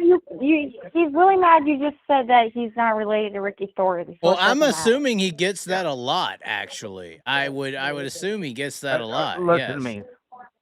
Chaz, I think he's good. You're I mean, I talking to watched Boom him in Briggs. the watched him in the IMCA world. He's good. Once again, just like their last name should be Schatz, just for a stage name, he should say, "Yeah, I'm related to Ricky," and it could be like a big drama, and it would be funny, and it would sell. no, we're not doing that. That's dumb. We're It's not doing marketing. that, It's Chaz. marketing. No. Their last name should be Schatz. Listen to me. You know what marketing is? Tomorrow, when you wake up and see that you've had the most views of anything, That's because not happening, I've been but on your continue. show for over an hour. over Hey, and out. Chaz, when was the last time you had our uncle on your show? I tried to have him on. I texted him last week. I said, "Hey, come on the show. We won't talk about next year's plans." He rejected. Listen to me. So I'm I going to mean, spend 2 days with him. I'm going to call you. Me and Don are going to talk to you on the phone. I could come to the dome if you want to be face to face. Although you may slap me. I don't know at this point. But Yeah, but I'm not paying you. well, no, I could. Goddamn, I already had to Hold on. fucking Have I spend not a- been at racing events where you haven't given me any financial assistance? I mean, don't act like I you're know, but Trump I've and helped I'm on you government cheese. I mean, I'm just saying. I can look. be there tomorrow. I can. Yes, but anyway. What do you think, Mel? You're the manager. I don't know. I mean, it is a cool event.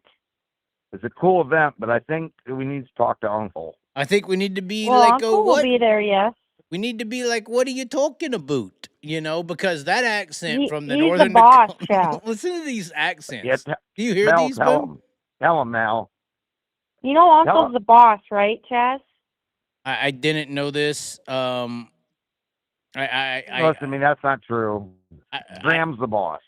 That's what I thought. I mean that's Mel, tell the truth.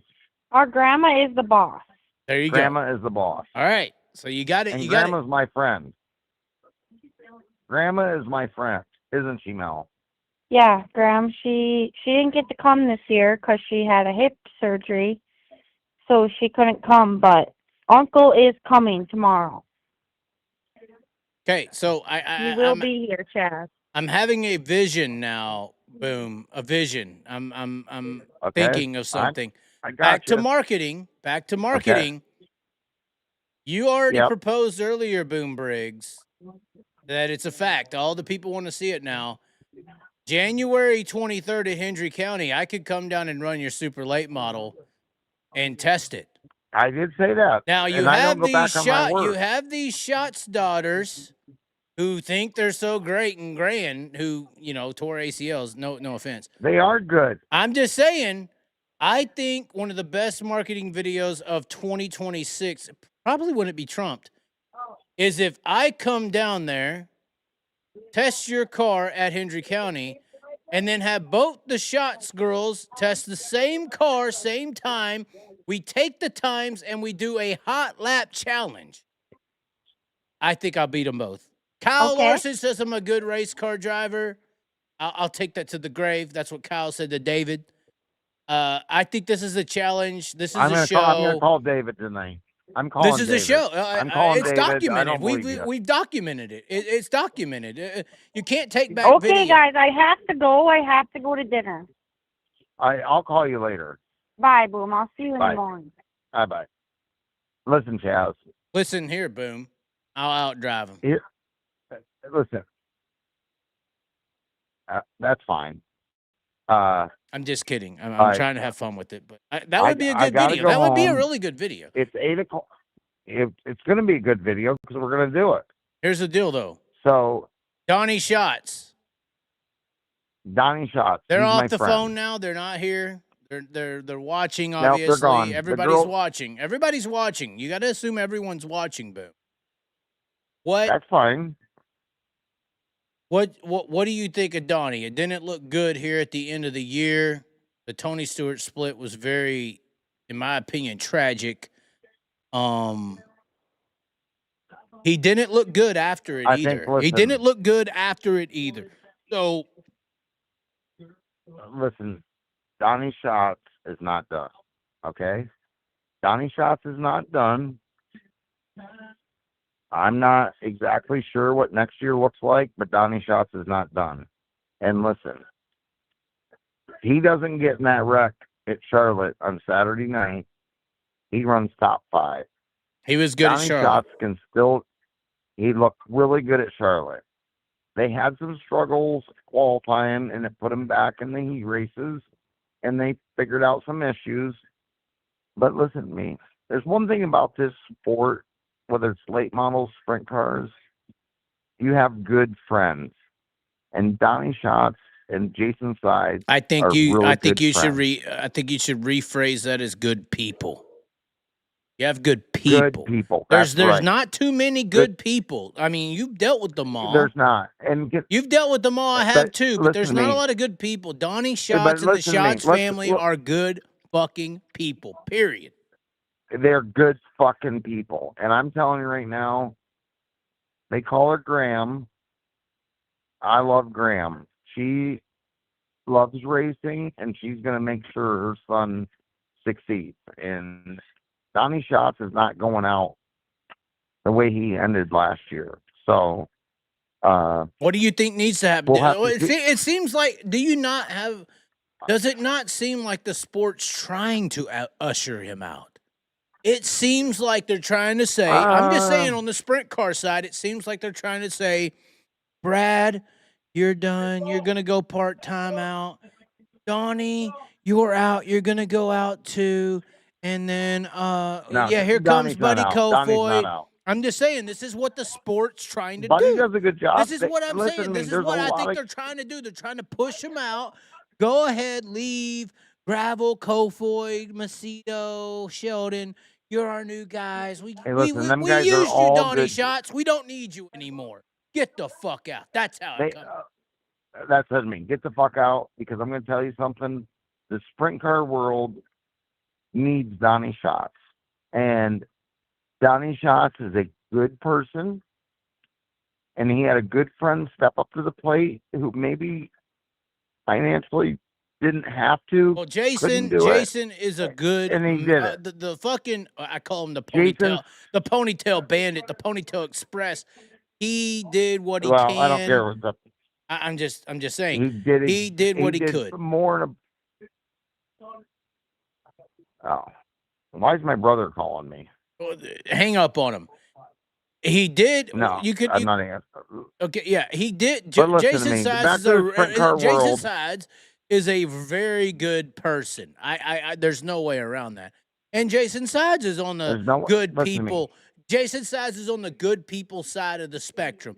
Once again, Boom, when we talk 100%. About people, when we talk about people in the racing world, there's not too many good ones. There really isn't. I mean, there's a lot of people who are in the negative side. There's a lot of good people. There are a lot of good people, but when you encompass the entirety of the sport, there are only a few people who are really good. And Donnie's in that area. Jason Sides is in that area. Maybe this is a sprint car thing. I think there's more good people in late models, no denying that. But I think that Jason Sides, Donny Schatz, I think that there are some good people in sprint car racing. I also think that Donnie got fucked. He got fucked. I don't have no comment about that. He got fucked. I'm worried about Donnie in next year. Well, I'm worried about Donnie in next year. And Donnie's going to race. I mean, I know everything hasn't been fulfilled yet, or he doesn't have 100% plan, but Donnie's not done racing. Donnie still has the ability. He can still win races. And,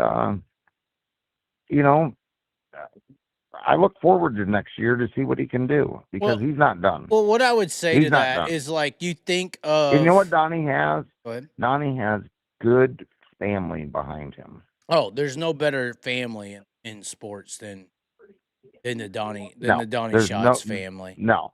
That's why I think they should carry the name, whether it's a stage name or not. I still think that would be marketing gold. But I think that also... What do you think if I go and crew chief them? That's beautiful. That's awesome. I think I'm going to have to drive to Gateway now. What I'm saying, though, is it's only 4 hours away, Boom. Don't tempt me. What I'm saying is... I got to get on a plane to get there. Hey, I got some farmer money. I can drive my old beater with 400,000 miles on it. But what I'm saying... Oh, my God. Yeah, God has a lot to do with it, actually. I know God does have a lot to do with it. Everything to do with it. What I'm saying, though, is like Donnie in particular is the Scott Bloomquist of the sprint car world right now. We can't let 100%. And listen to me. We can't let the legend die. How about some respect? That's the legend How of about the some respect? industry right now. How about respect for what the guy's accomplished? Exactly. You know what I mean? How about some respect? You know, and it's not, listen to me, it's no different. You know, Tim McCready's my friend. He drives my car. But how about some respect for what Tim McCready's done? Big block races. No, and fucking NASCAR, Chili Bowl champion. ARCA. I mean, Chili Bowl Chili Bowl champion. champion. As far as the sprint And car because- world's considered, what he did at the Chili Bowl was That's right. unbelievable. Unbelievable, Chaz. So, listen, I'm big on history, and I'm big on people that have been successful in the sport, whether it's dirt late models, sprint cars. I'm big on history. And what you've done. I think Donny Schatz, you know, deserves the respect that when he comes out next year, he's still a contender.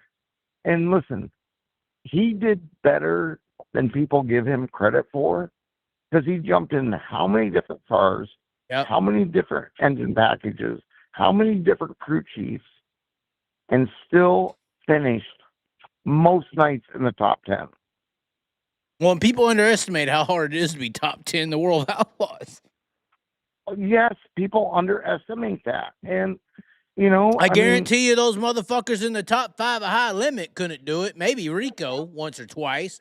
Maybe Aaron Reitzel. Aaron Reitzel couldn't even be a fucking Rookie of the Year, although he was a cheater at the time, apparently.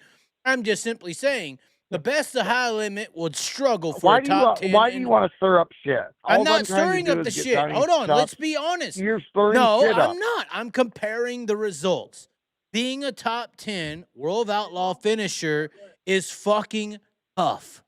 You could be the best of the other side. All I'm saying is you could be the best of the other side. Donny Schatz could win the High Limit Championship next year because the consistency to be a top 10er in the World of Outlaws is that hard.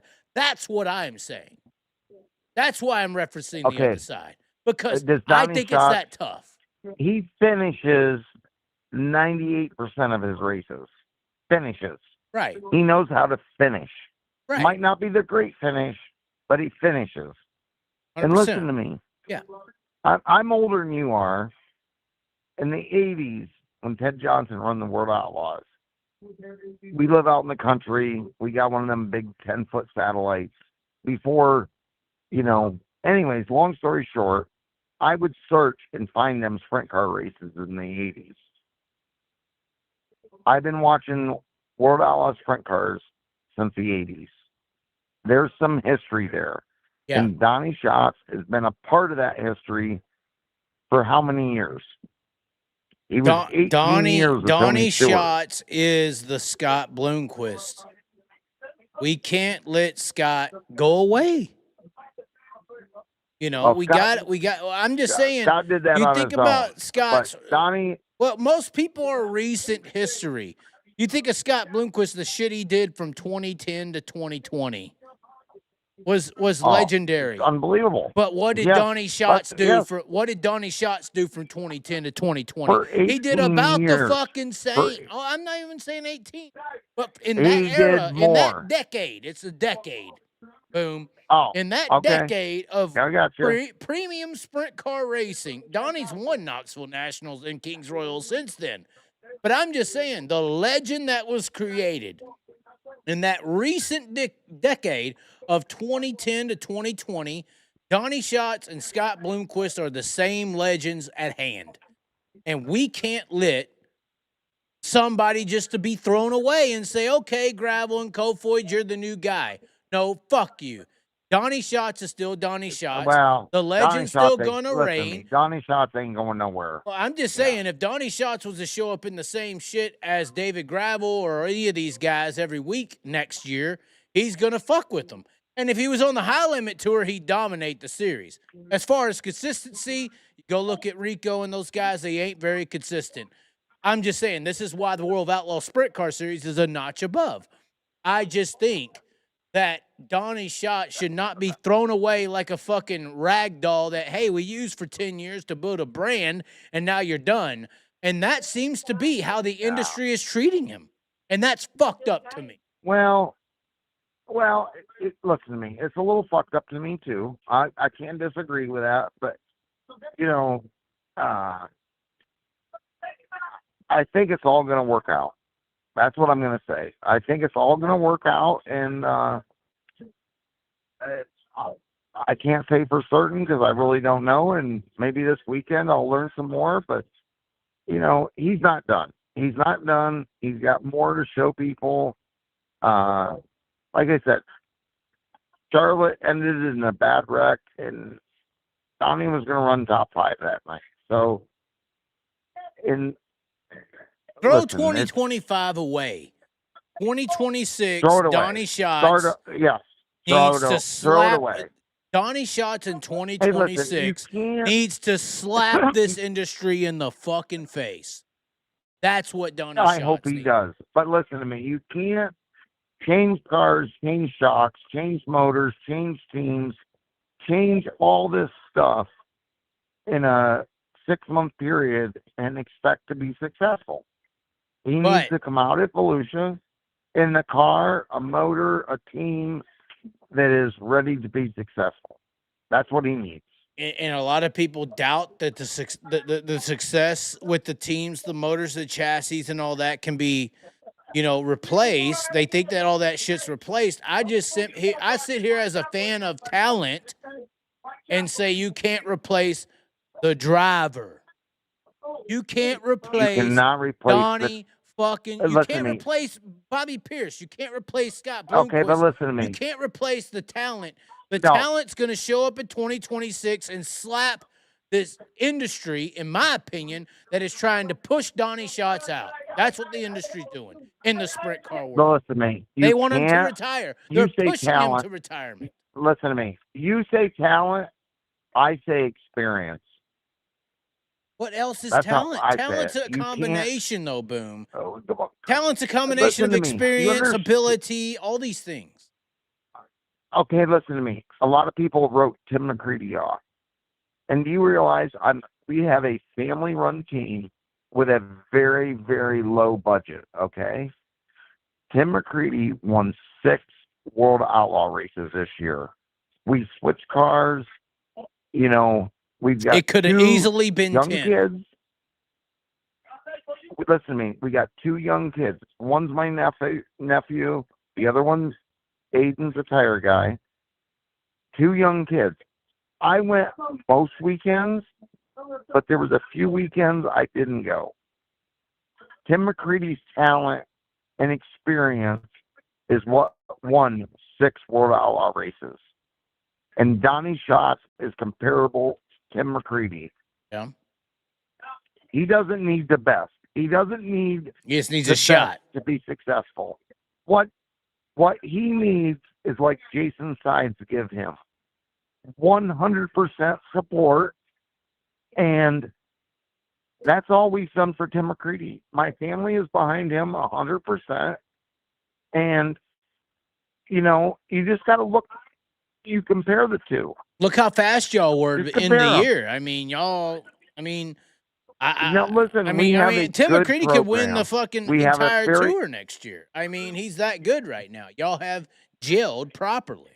He is that good. And listen to me. And after Charlotte, we took it upon ourselves and went to Volusia and tested. You know why we went there?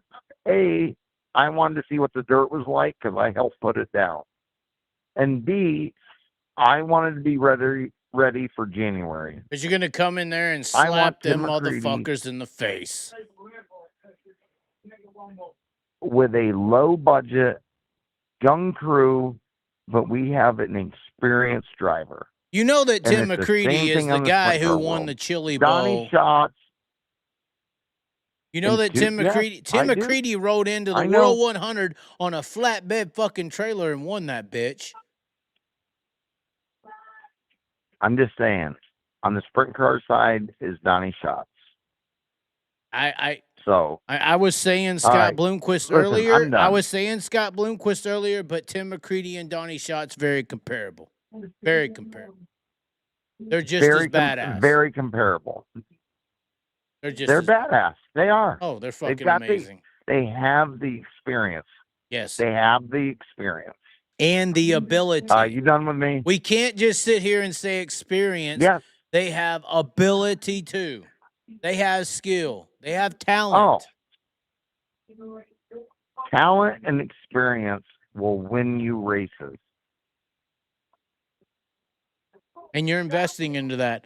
All right, now we're booking our I hotel. am. We're booking our hotels for Gateway. We're coming down there to cause problems. Oh God, this is happening. Oh no. A person named Schatz, Boom, just said you better come to I the don't know who dome. that. A person named Schatz said you better come to the dome and fuck shit up, Chaz. That's what they said. That's what they said. I mean, if I come there, will you at least be security? I'll make sure you don't get beat up. Oh, come on. Hey, man, getting hit ain't a bad thing. It's cold over there. You won't even feel it. Numb. Listen to me. I'm in Florida. It's 80 fucking degrees, and I'm You're going to St. lucky Louis as where it's going fuck, to be Boom. We 60. get it. You're so awesome. I'm going to come there and outdrive these shots, girl, live on a video. That's what's going to fucking happen. Yeah. That's what's going to January 23rd. Don't forget. Oh, we need to stream it. At this point, we need to get with Flow, Dirt That's Vision. fine. Who wants to offer the most money to view this? I'm saying this is the #1 viewing streaming event of 2020. Who wants to pay for it? Absolutely. Okay. I'll work on it. Okay. All right. I got you need to go. You I got to got go it. home. You got to go to bed. Yeah. You got to get on a plane. We took you longer. Yeah. I got to be up at 4:30 in the morning. Okay. Oh, wow. I didn't know that. You got about a 6-hour sleep coming. Boom. Hopefully you're okay with that. I hear you. All All right. Thank you for calling. Hey, thank you, Chaz. All right. Make it home. You gonna cut me off? I don't know if I should. I feel invested. I care about you, Boom. All right. I'll see. I'm good. I got a quarter mile to go. Okay. All right. See ya. All right. Bye. Oh, no. We had Boom call in. Oh, no. How does the new camera look? I mean, got it for $60. Is a $200 camera, apparently. I don't know. How does this look?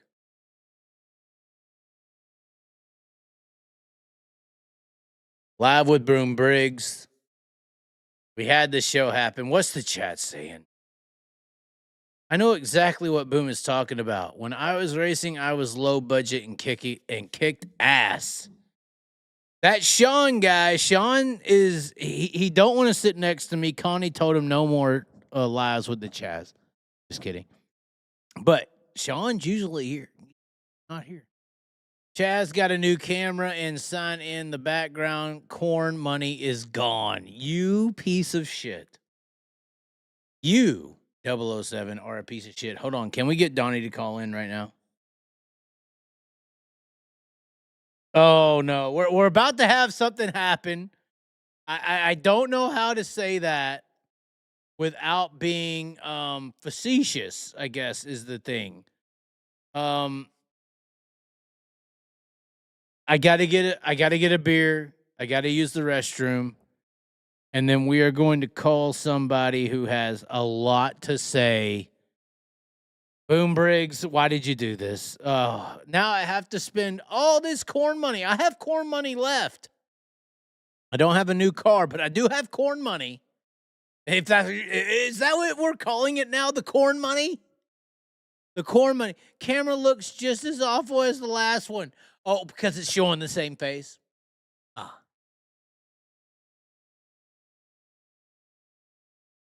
I don't know.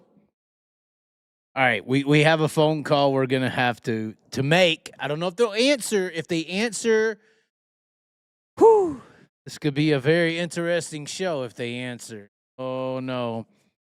Oh no. All right, we'll be right back in the restroom, getting a beer, chats on the screen, and we're gonna make call.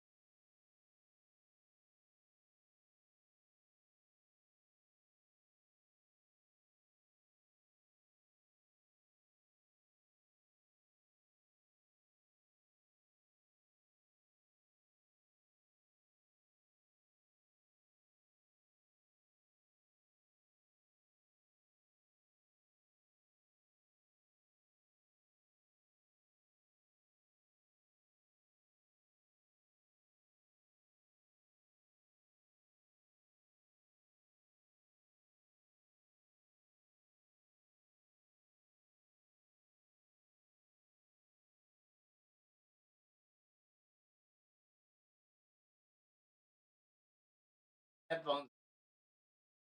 Fucking mic out. I don't have the mic out. Hold on, calm down. Get the fucking mic out. I don't have your. I don't have the mic out, Sean. Sean's here.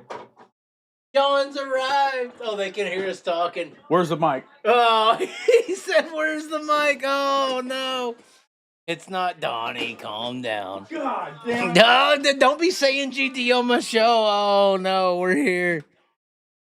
Oh, he's pulling. Sean's pulling beers out, guys. Oh no. Listen to the show, Sean, on your phone. He's watching the show. Obviously, he came down. Right, my left. Okay, here we are. We're gonna make a phone call. Oh no. Turn it down, damn it. Sean's watching the show. He's tuned in. He's down here now. No, it should be all right. All right, here we go. We're gonna try it one time. Oh shit. Oh no.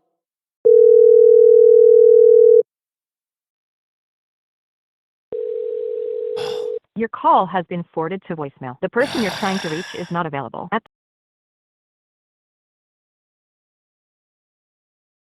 We got forwarded, guys. We tried. We didn't try Donnie though. Should we try Donnie? Is that what you're saying? Should we try Donnie?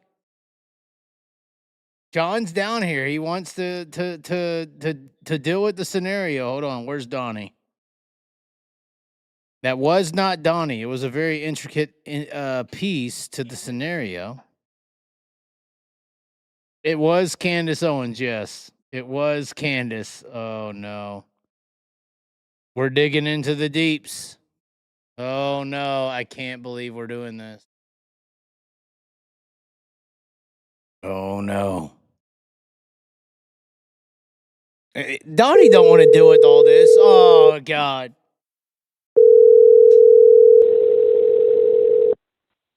Hello. Is this Donny Hello. Schatz? Yeah. Why did you answer the phone? Because it rang. Well, do you know who this is?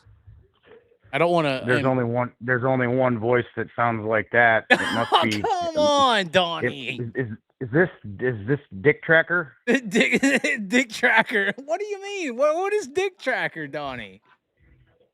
Are you on your show, Chaz?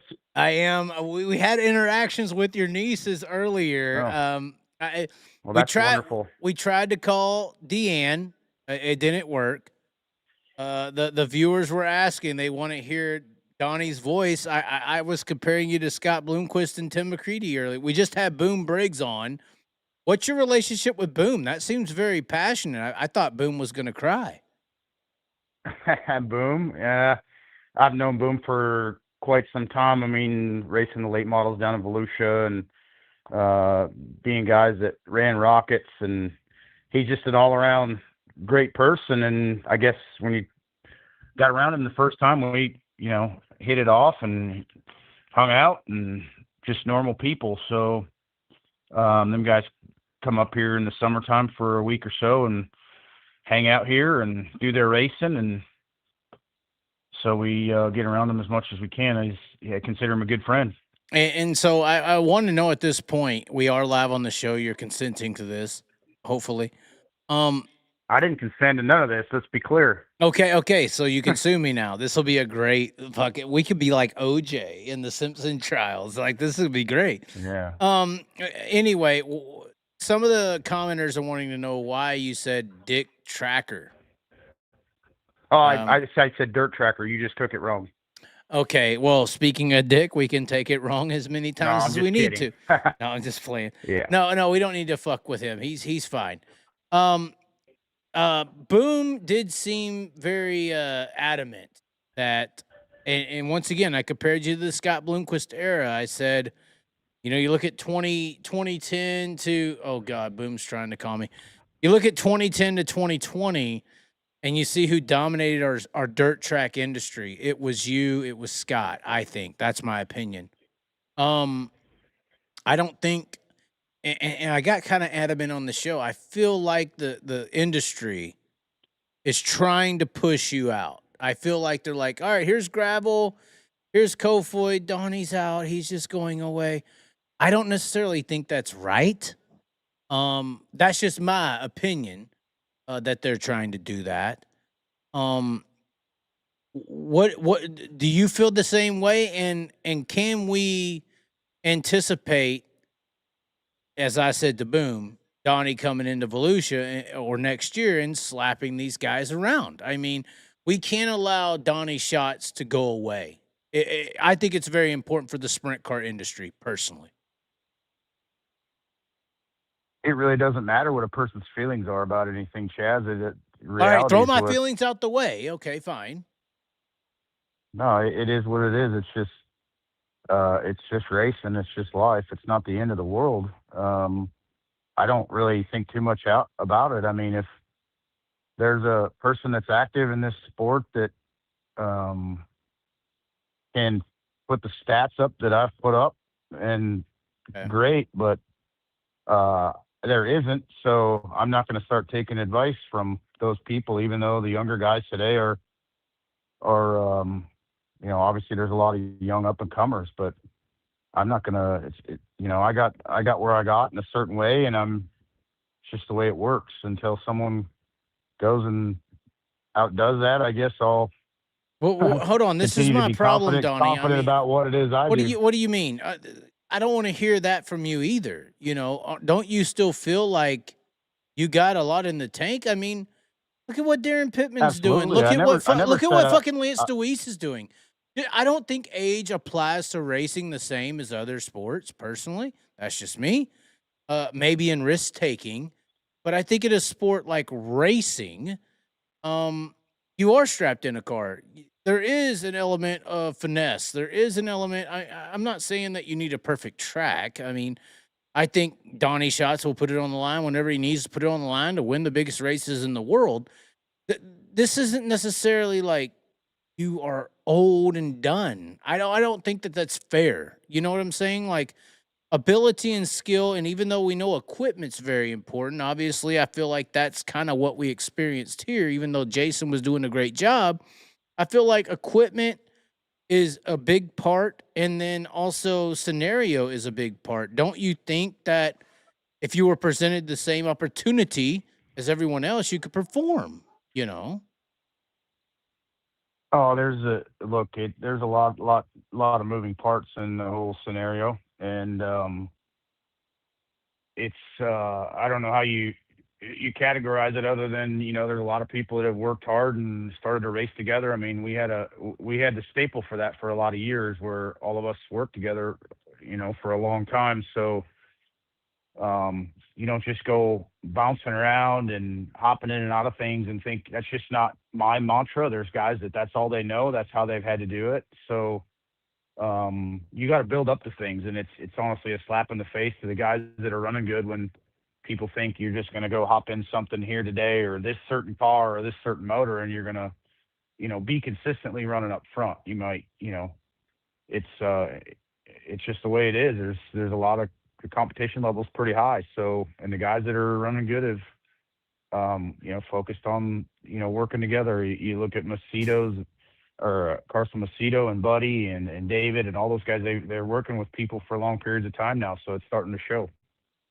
Well, but don't you also think that at the same time, and I'm not necessarily saying to you personally, but isn't confidence a very big thing in this sport? Like, I feel like, and I've always said this, you could ride in a late model, you could ride in a modified, you could ride in a cup car, you could ride in an F1 car. Maybe F1's maybe the only comparison.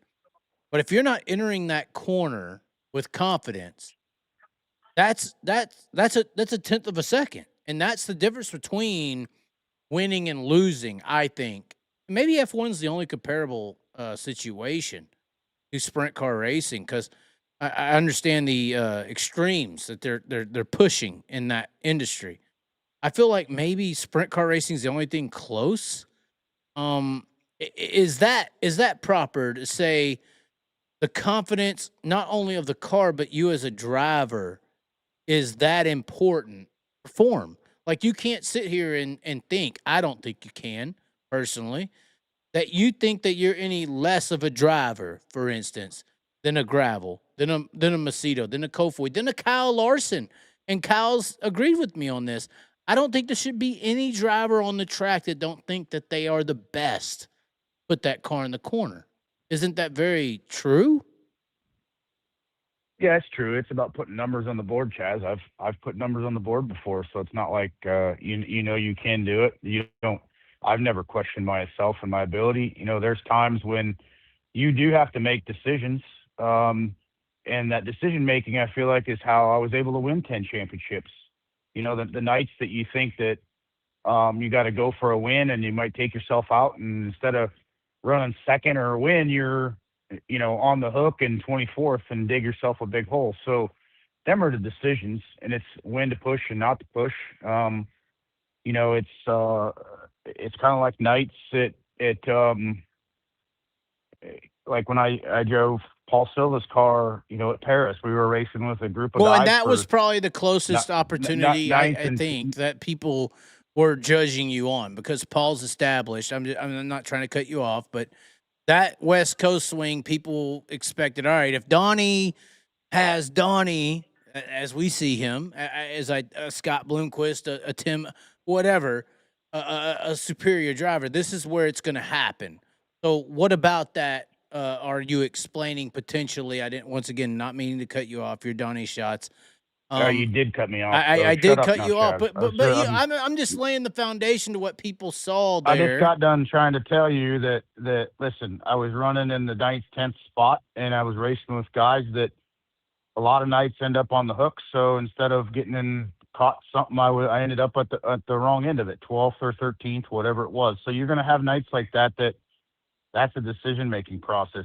I can tell you, Paul wasn't happy with it, and he has every reason to not be happy with how that night went. It's the way, I guess, I'm driving someone else's car. I've always treated the equipment like it was my own. I paid for it. I built it, and I wasn't just going to go do dumb things with it. So maybe that's a Donnyism that's not a great thing, but I also feel like it's those things that have won me the championships that they have and the way they have. So, but it takes a while working with people together. Like I said, you're not just going to jump in anything, regardless if it's the best.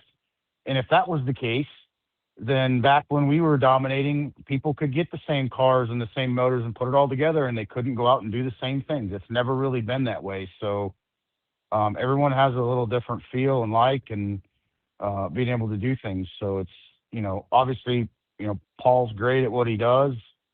Him and Kyle have a great, they've raced together quite a while, but Paul's one of the sharpest people there is for looking at the car and seeing what it does and making adjustments. So, I mean, we had a great run the final night there. I think we only got to race together 5 times or something, whatever it was. But, for me to run top 5 at Tulare is probably more like a win for me there in today's environment, because it's not been one of my better tracks.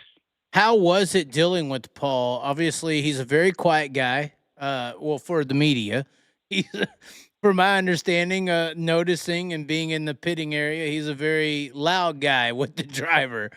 What is working with Paul Silva even like? I don't think it's too much different. It's obvious, like I said, closed off to media of how it operates, but you got to work with what some, if Kyle Larson's NASCAR success is based on Hendrick, which he was bad in the Ganassi car, he got in the Hendrick car, did what he did, obviously people would say, oh, well, that must be what the Paul Silva is. He's this next level guy. How was it actually to work with Paul Silva? Was there differences? You've worked with Ricky Warner. You've worked with the best in the world. How was that experience?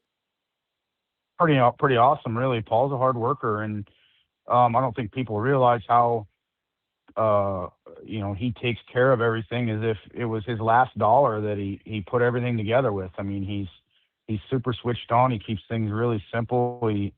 He's very focused, and that's just it's pretty incredible to be around him. And he's try to help. I've seen him from the day that when he first came to Indianapolis and hung out at the Tony Stewart Racing shop back in the day, and used to stay there quite a bit and come and work on his stuff at night, to what he's turned into and made himself into is really cool. I mean, he's calm, cool, and collected. And Right. I mean, and that's what I would say is so, like it's not like we're coming from a perspective of a new driver. Like, you're established. You had won these Knoxville Nationals. You had won with Ricky Warner. And your experience with him is post these successes. So you're saying it was that nuanced. It was cool to see him not only come from where he had been, but you're saying, like you said, he watches the car. When you got back in the pitting area and he was telling you things, or y'all were discussing things, it was a little different than everyone else. well, everybody's got a different way about him, Chaz, and you know, everybody does, and that's that's how you make things work. You look at other drivers, and even the words they use to describe what the car is doing. Sometimes the crew chiefs take a little bit different adjustment on what they consider. It's not just, oh, it's tight, it's loose, it's this. There's a lot of little things that it's hard to get people to understand what you're trying to say. And that's, you know, obviously when Rick and I raced together, Rick used to say on a regular basis that he had one lap a night to figure out what the car was actually doing, and it was the first lap of hot laps, because after that, then I started adjusting what I do to try to correct it. And sometimes you just do that and you don't even realize it. So it's the nature of it.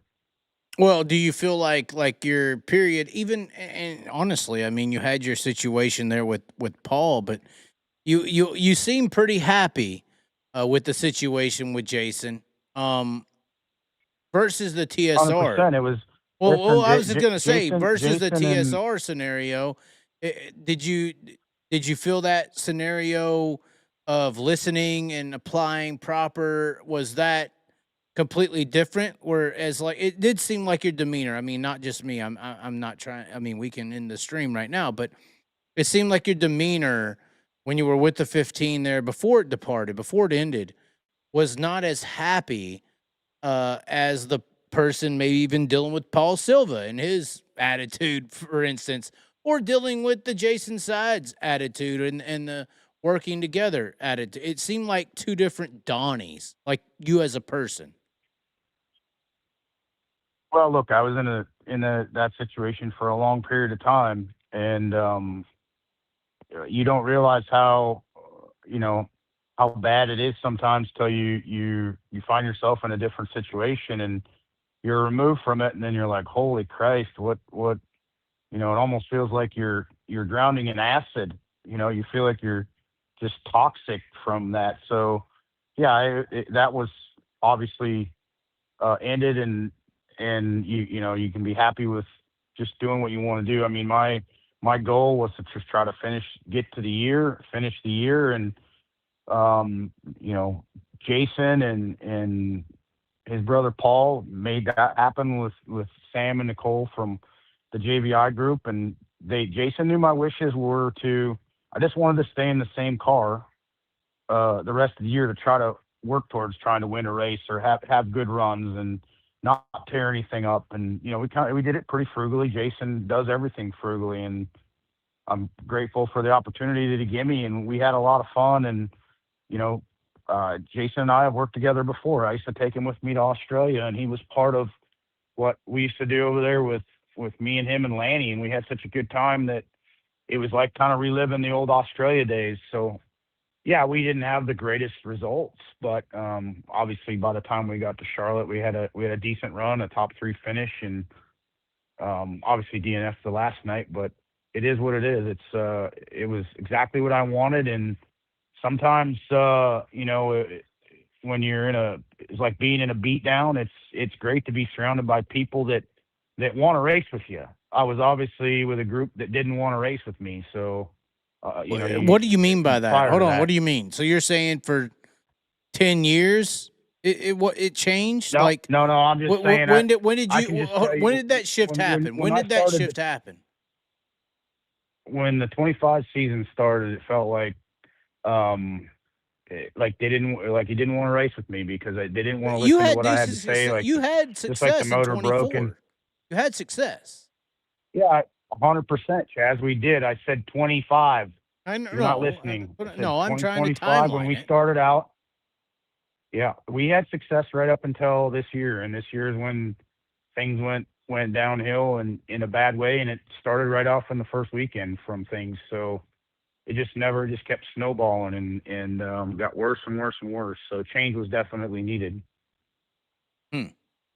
And so in that time period from the beginning of 25, like I said, I was just trying to timeline it.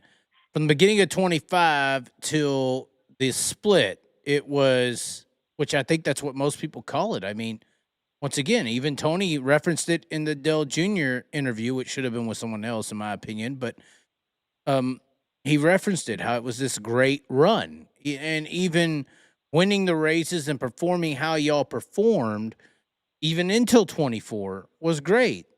It wasn't obviously 10 times, it wasn't domination.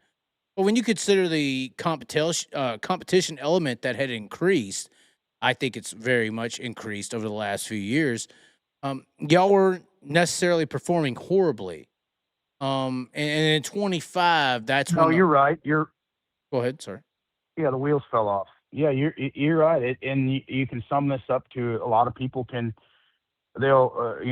people are allowed their opinions, and I've heard a lot of people blame Ford. I've heard them blame this, blame me. At the end of the day, when the Ford engine program came along, we won right out of the box. We went to Port Royal and we won. And a lot of those things started to slowly change, not just because of costs, because of the cost of the valve train. We had an advantage with them. The way they were, you had to maintenance them. You had to maintenance them when they were hot, and that's something that traditional sprint car guys don't like, to maintenance a motor and run the valves when it's 200 degrees, and there was no adjusters on the rockers, so they had to shim them. So it was like a major ordeal to do some of the things we did, but all that stuff went away. It kind of took the advantage away.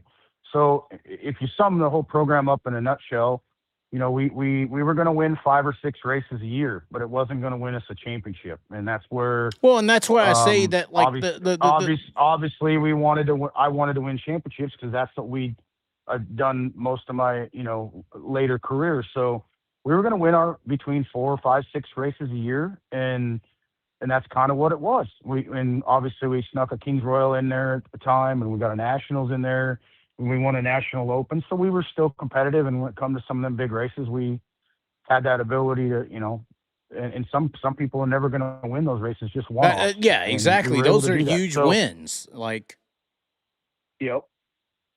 So, and obviously it came to a point where there's literally nothing left there. They had to change it. And I think everybody just thought changing the motors back to Chevys or whatever you want to call them was going to be a complete miracle changer, and it wasn't. It's nothing against them. We just didn't have all the pieces in place. We spent a lot of time trying to fix one thing, and it was always something else. So it just is what it is. Well, I've always taken you as like a championship guy. Like, it seems like you value championships, not necessarily wins. Like, obviously winning Kings Royals, winning Knoxville Nationals, these to a lot of people are worth more than a championship. If you could tell Rico Abreu, I'd rather, had won the Knoxville Nationals this year versus High Limit, I think he would maybe make that trade. I'm just saying, like, these are big wins that you were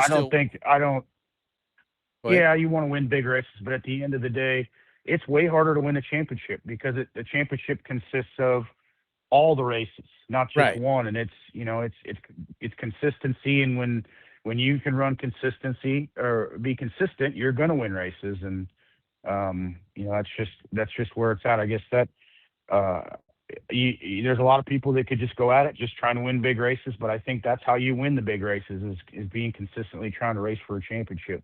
Well, and that's what I was saying in a way, as I was saying, like, or what I was trying to explain there is like, yes, winning these big races are a huge deal, but I feel like you as a person, you're a Martin guy. You think a championship, a durational achievement is more important.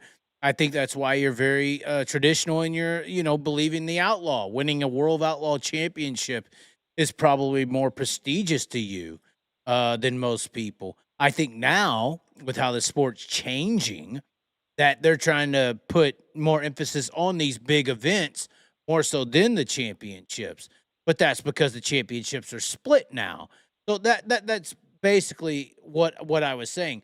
But at the end of the day, do you think in today's society, as you were explaining, a Tony Stewart situation with you was a 6-ish win advantage?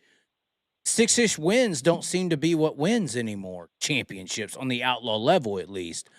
It seems Exactly like right. That's exactly my point. you, If you want to be happy with that, it's not you're not shooting yourself right in the foot by it's a thorn in your side to win 6, but you're not going to win a championship doing that. You gotta you look at David had a great year. I think they won 15 races or something like that.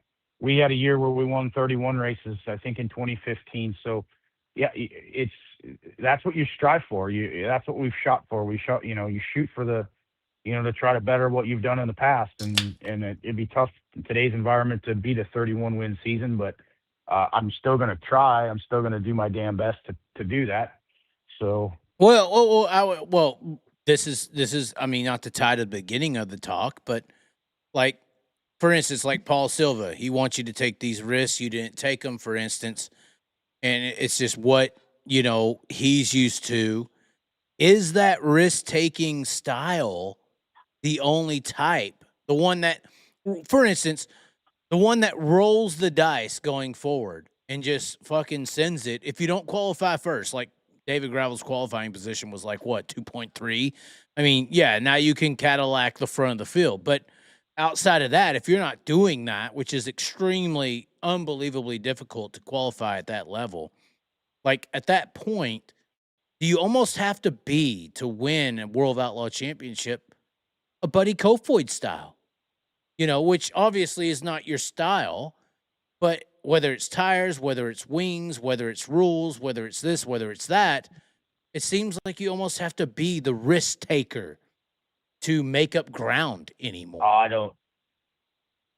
You're always taking risks. It's just how far you take it. I mean, it's not I don't think it's changed. I mean, Buddy's just coming into his own, and obviously he had a phenomenal year, but he still don't have a championship to go with it, and I'm sure he will at some point. And David's 10 years in to I don't national know racing. Based off of style. I mean, you take a look at David. David's won the last 2 championships, and he didn't do it being a daredevil and going over the top. He did it being smarter.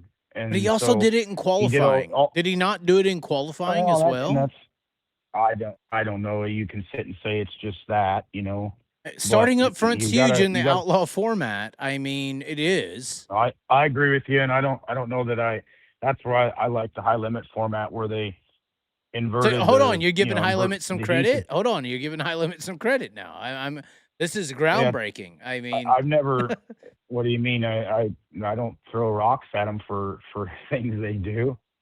But yeah, I think inverting 4 in the heat, you take a heat winner and the fastest qualifier. The Outlaws used to do that, and I can almost guarantee you that the reason they changed it is they had people standing there going, "You got to change who wins, and if you change this, it's going to change." And so who knows? Well, don't you think the old World Outlaw format that changed was based on the few people who would spend the money to go full-time outlaw racing? I mean, there's more money now, obviously willing to invest into national sprint car racing, but when their format started changing, it was only a few people. It wasn't a lot. So those few people's opinions could change the format. Very true. Very true. I mean, that's what happened. I mean, the Outlaws can say their format is to appease this or that, but the reason it appease is because of I would call it, as I always have, no offense, the NASCAR oligarch that basically funded the World Outlaws for about 8 to 15 years. I don't know how to put it because I don't know. But, I mean, when you take out Casey Kane, Tony Stewart, and Ricky Stenhouse's money and connections, I don't know if you have an outlaw series there for a while, you know, so you listen to them. Oh, I think it'll be just fine. You think so? Yep. It'll be Well, we just can't go fine. back and like document, obviously. But you Well, like the how many rookies were there this year? You got to take a look at how many rookies that were there. I mean, it's pretty incredible. I mean, normally there's at best 2, or some years there, you know, was 1, or some years not even 1. So I'm not I degrading think the you gotta current look at it from format. that Hold on. standpoint. To reference to the crowd that is potentially listening, what was the old World of Outlaw format? How did it operate? The World of Outlaws you came to that you wanted the championship with, how did that field get lined up? I honestly don't remember, Chaz. It's been so long ago. There was inverts involved, the format obviously. I think there was. They used to invert when I first came out here. They inverted 6 cars in the heat race and took 5. So the 2 fastest cars in qualifying in each heat had to race each other, normally for a transfer spot into the feature, and then sometimes a fast qualifier was going to the B main, or you know what I mean. So that's how they did it. But then you lined straight up by your qualifying times, or they did a dash draw or something. It's changed. You got it back. A million times. You basically got your qualifying position back. Yeah. So then, when you look at the outlaw format and the high limit format, I didn't think this discussion, but what would you see? Do you see the high limit, how they do it, how they line up a field as proper? Like that's how it should be? What should it be? Well, I think you have to have a goal and why you do something. You have to have a goal and why you make a rule change. So is it a rule change based off safety? Is it a rule change based off cost? And you take the high limits heat race format where they invert 4. So you got invert 4 cars in the heat race. So and the quick qualifier just has to advance and he's in the dash. Correct. I mean, that's exactly. But then someone that doesn't qualify as well is going to be on the front and probably end up in the dash too. And so now we're not so worried about all this high dollar, you know, making our motors so that everything's about qualifying. Everything's about qualifying. You're probably cutting back on a lot of money throughout the year on just trying to push and make more power and make things lighter, because it's not so ultra important about qualifying. So I think if that's their goal, great, then they met their goal. But if this is the engine cartel we talked about. Different, I mean, the engine cartel, because there's a lot of money to be made. You know, you got drivers now buying, unfortunately, I would say, engine manufacturers. You know, that's not necessarily right, is it? I mean, for a driver competing to own the horsepower, there's no rule against it, but if you're going to emphasize qualifying, this is why you get to that level of control. There is a level of control to it. Yep. So, I mean, I basically, you're for a free market. I think you are a true American in thinking that way. And I do think that format sometimes appease a market. And when the formats of our industry, for instance, I'm just thinking business-wise, when the business appeases a certain level of degree of performance and you can purchase that performance, that's when you have a problem. That's when you have eliminated the free market. You don't have an open market anymore because this is the goal of controlling it. That makes sense. Yep. Okay. You lost me with all them big words, so. Oh, come on. At the end of the day, I barely graduated high school, Chaz. Well, obviously you like that. Got through high school. Well, it seems like you like the high limit format. So has high limit approached you? I do like their format. High limit approached me about what? You do understand, Donnie, that if high limit was able to add, I'm just saying this honestly. I mean, I could make 4 texts tonight and you could get some offers. If you haven't already, I can't believe this hasn't happened. If high limit could acquire Donny Schatz, oh my God. Yeah. Oh my God. Yeah. That's like signing. You know what, Chaz? I'm just saying. Hold on. Have you? What do you mean? Hold on. No, you just If need High to Limit could, hold just on, listen a Donnie. minute If here. High Limit could have When I Donny was Schatz on their 5 years full-time old, roster next year, that is huge. since the time I was 5 years old and my dad took me to the races, there was only one series. There was the World of Outlaws. And so Okay. that's what my yearly coming to Fargo was to come and see Steve Kinzer and Sammy Swindell and Dave Blaney and Doug Wolfgang. And those guys were all my heroes. That's who I got to grow up watching. There Correct. was only one series. Right. So when I was a kid, my school pictures, I was wearing a World of Outlaw driver shirt. So that's how I grew up. Okay. And it's been in What my year blood was that? since I Hold on. What year was that? That young. I don't. You're 19. no, I don't. I was 5 years old. So. Well, yeah, it has to be with the 19. We're in Anyway, 2025 now, Donnie. We're in 2025. What I'm telling you is, was there even a cell I've got phone 29 then? years invested with them. No, there wasn't. I got 29 years invested with them, so I think I've, kind of committed myself with them, and I don't agree with everything they've done, but it's also I have a vested interest in it myself because I've literally invested that much time, and so to me, it's the core of who I am. Whether people like the Outlaws or they don't like the Outlaws, we all have issues with everything we do and different people. But to me, it's what I've spent my entire life trying to be a part of, and I have. So I'm not about to try to go do something better or because the grass is greener, or look, there's a lot of things that I like about that, but there's nothing wrong with the competition. So, well, I'm not even saying grass is greener. I mean, it's like, I feel from a media perspective, they're trying to push you out. I mean, being honest, they're trying to say, Donnie's done.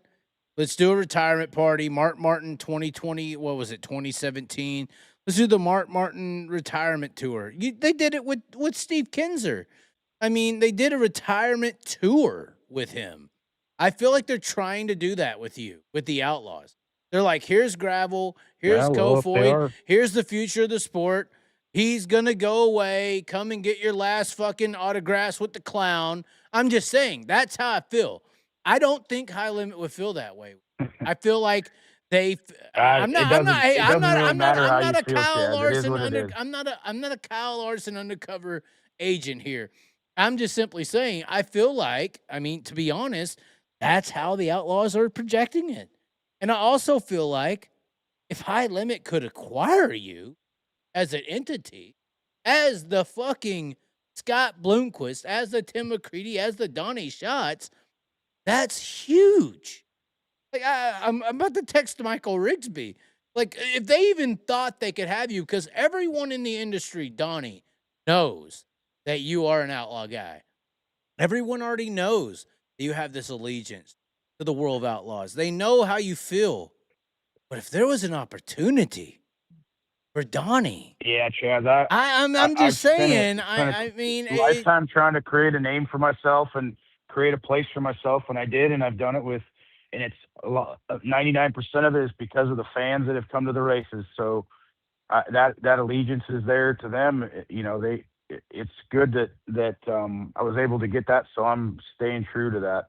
Well, I think it would be a nice slap in the face too if you could go in there and whack Rico around. It wouldn't be hard for you to win a High Limit championship. Let's be honest. I mean, the consistency that Donny Schatz brings. You never know, Chaz. No. I'm sorry. When it comes to who's better, Brent Marks or Donny Schatz, every night of the week, picking Donnie. I think you could go in there and slap Rico around. He can't even make the A-main sometimes. I'm just saying. I mean, if this was a possibility, it's just the way racing is. Well, no, I'm just simply saying, like, if there was a possibility in the world, and honestly, this is the best thing in the world. I mean, I don't know how Flow Racing isn't offering at least 30% of their streaming revenue to Donny Schatz at this point. I mean, if it's possible, I'm taking it. Yeah. Because that's the show. I mean, Donnie versus Rico. I mean, could you imagine that every single week? I'm just thinking, like, you would add validity to the series. Oh my God, I'm texting Would you actually do this? Would you actually partake? I No. mean, No, I no. wouldn't. Why? This No, is because I that's just the got done telling story. you exactly where my allegiance lies and what I'll be doing until the day I'm done. But the allegiance, and once again, I'm not being mean to Dirt Vision or Brian Carter. The allegiance is trying to push you out on a retirement party, and here's Kofoid and gravel. That's how it feels. I don't know that that's exactly true, Chaz. I think that's maybe how you see it. I think a but, lot of people see it that way. You know, like I told you, I don't always agree with some of the things they do, but anybody that's in business hires people because they have jobs they need them to do, and you got to hire people, and you let them do their job, and you can't sit over their shoulder every 5 minutes and nitpick this and micromanage that. And there are some people there that have kind of lost their way with things, and eventually that'll come around, and those people probably won't be around anymore. But sometimes when you got a company as big as it is and there's that many people in it, it takes some time to weed through that and sort through that, especially when your schedule is 85 plus races a year. When you can start from scratch and start with who you want, it's a little different story. It's probably a little bit easier situation than try to maintain something that's been established that long. So they'll figure it out. Well, trust me. I mean, I feel the same allegiance to the Outlaws. I feel like they're the guys who put in the work. I mean, seeing how they push it, how they're trying to market, there would be a very high value for Donny Schatz on the High Limit Tour. A very high value. Very. Yeah, there's also a very high value of from the me marketing becoming an Uber perspective. driver in town too, you know. Well, no, I'm just saying from the marketing perspective, if Donny Schatz was a high limit driver, that is their David. That is their Kofoid. That is their selling point. Donnie versus Rico would be huge. Extremely huge. Because I think that's Have you been drinking? Of course, I started talking with Boom Briggs. No, I'm simply saying, like, when you start thinking of the levels of that too, like a lot of people doubt High Limit based on their consistency. You know, and it's rightfully doubted. I mean, look at how consistent the 2-car and the 83 is. You know, and the 41's not far behind. These are some very established, consistent race cars. You have to deal with them, obviously, on the Outlaw Tour. I'm not sitting here saying that the Outlaw Tour isn't that badass. I think you could put those 3 cars against anyone in the world, and they're probably the best in the world. But if you're simply trying to market the High Limit Series as far as consistency, if you brought Donny Schatz in there with a consistent ride to go up against the former team of Donny Schatz with Rico Abreu on a week in and week out basis, that is very, very marketable. That's a show. I think that's a show. You've said that 10 times now. Let's move on to the next thing. You're saying it's never going to happen. You're saying it's never going to happen. No, I never say never, Chaz, but hold on. No, most likely I'm just not saying. gonna You happen. say most likely. You're saying most likely. Most likely it won't happen. What is most likely going to happen then with Donnie? I'll probably race with the World of Outlaws till I decide it's time to be done, and whenever that is, that is. Okay. Obviously, I don't know what I'll do after that. Whether I'll have some form of, maybe I'll start my own series. Who knows? No, I'm kidding. I'd never. Somebody do that. just said it would be Hulk Hogan going to WCW. I think that's actually a very comparable statement. I think that you could be the guy. You could be the one. You really could. But and it's fine. You've already said no. But what is Donny Schatz in 2026? I don't. Oh, I'm hearing the rumors. I know. Yet, We're all hearing the rumors. I don't think you're going to roll out with a slighted. I would call it a slighted opportunity. I think if you're going to roll out in 2026, it's going to be with an opportunity that could give you what I think a person like you wants, which is a solid shot at a World Outlaw Championship. Is that proper to say? That's exactly what it'll be, Chaz. I'll be racing with people that want to race with me, with people that are super excited about racing with me, and people that have the same values and direction that I have. So it'll be good. I'm excited that it'll. By the time we roll into Volusia, there'll be an opportunity, hopefully, to start off and be able to race for a win right out of the box, and it won't have to do a whole lot of building process. But I could be wrong, but it'll be all right. It'll be really good, actually.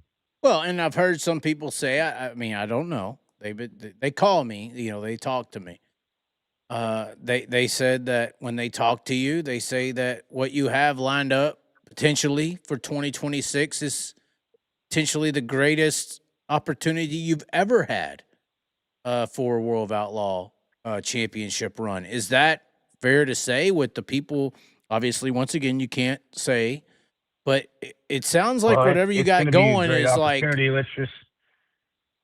It'll be good. It's probably not what you think, or probably not what you've heard, and that's probably a good thing. But it is what it is. You're right. I'm not going to say anything. I'm not. There's a lot of little details to take care of to get handed up, but yeah, it'll be a great opportunity for me to be able to race for a championship. It's not unfair to sit here and say, well, it'll be the greatest opportunity to win it, because we've won it. I had my own team back in the day, and I mean, Tony Stewart was a great operation. I mean, it wasn't bad, right? So one of the best things ever happened to my family was we won a championship in 06 the first time, and it was kind of clouded because there was a split, and we won again in 07, and it was just an incredible year. And obviously, to be able to go race at the same level with great people and all the things we did for a lot of years with Tony, and not have to worry about the ownership side, the management side, the financial side, it was great. So those are all great opportunities, and very fortunate, I guess, that I'm still getting them. Well, but studying the current market, as far as how people are racing and what you need to compete. When you say that, you're talking about Kofoid. They're doing very well. You say that, you're talking about gravel. They're doing extremely well. You think this opportunity is on that level and capable of being able to beat them? Absolutely. Okay. Absolutely. Okay. Well, I only have 2 more questions for you quickly, if that's able to happen. Is it able to happen? I don't want to fully. Yes. Yeah. Okay. Go for it. How do you think the girls are going to do in the dome? How do you think this is going to go? The dome's a very. I always tell people it's the greatest show that you can see. I know people love the Chili Bowl. I will. But continue. Sorry. Yeah, it's gonna look. They're excited about going. That's the first hurdle. It's a fun thing. Last year, Amelia got to race it. I mean, look at the relationships she created, and Boom's coming to hang out with her and help her, and those people. Hell, they know more people than I do. I mean, it's pretty crazy, and it's an uphill battle for those girls racing those cars in that environment, but. Sometimes you got to get thrown to the wolves before you realize what you're up against. And it's a great. I will say this: it's a show. Makes the hair on the back of your neck and your arms stand up on Saturday night when they do Saturday night's the best. I've told everyone, sprint car fans. I have potentially a lot of sprint car fans going, but Saturday night at the Dome, if you can get a ticket, there's potentially not a better show in motorsports, period. It is a show. You will be entertained. It's a great event. Yeah, it's pretty awesome. The emotions are high. The intros high. For me, it's got a it's a great. For me, I have a a lot of personal connection to it. My daughter is with Gordy Gundaker, and they have a child together, and they got the second one on the way due here in January. And Gordy's family is part of helping out with building the racetrack and doing that. So I get to spend the weekend playing grandpa, and which is pretty important to me because I don't get to do it as often as I like because they do live in St. Louis. So this is a double whammy for me. So I'm really looking forward to going and watching the girls. And the girls understand this sport probably better than I do some days when it comes to the side of the social media and the marketing side of things. They the interaction that they have, and they're building themselves a brand. I did it a little bit different way back in the day because I didn't do it via social media. I did it via You did it with results on the victories. You did it racetrack. on the track. They're doing it off the track. And so Right. there's a way to be successful in the racing world now, but via social media and that sort of thing. So I'm proud of them for that. They're going to have a great time. I think ultimately that's what we all are drawn to this sport for is the entertainment and the love of it. I mean, I don't know that this sport doesn't owe any of us anything. It doesn't owe us wins. It doesn't owe us money. It's what we choose to do because we like it and we love it. So as long as we get to make sure we do that, then I guess it's a win-win for everybody. So as far as I'm concerned, we've already won because we know we're going to have fun. Okay. That's first question. That's your answer. That's fine. Beautiful. Awesome. It is an amazing event. I have pushed this several times. My second question. Sprint cars in the Dome. Standalone weekend. I already have a few investors actually have contacted me. We've made the connections with Cody. What do you think of sprint cars in the Dome? People say the track's too small. I'm like, have you been to Placerville? Have you been to Jacksonville? Have you been to some of these events? I think it would work. I think it would be, there'd be some wrecks. That's fine. I don't think the track's too small. It's bigger than people give it credit for, in my opinion. But what do you think of a sprint car event in that dome on that track? I'm a sprint car guy.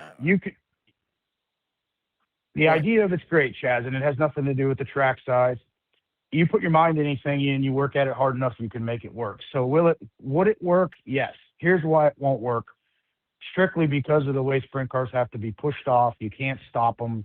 The setup for all that. We literally spend 4 hours a night pushing cars, and that's something that the late models have an advantage with their setup. They can hit the start button and go, and they can pop it out of gear. They can back them up. They can move them when they want them with a clutch. I mean, that's the huge difference. And You're that's saying the more likely racing why element wouldn't be a problem. It's the downtime.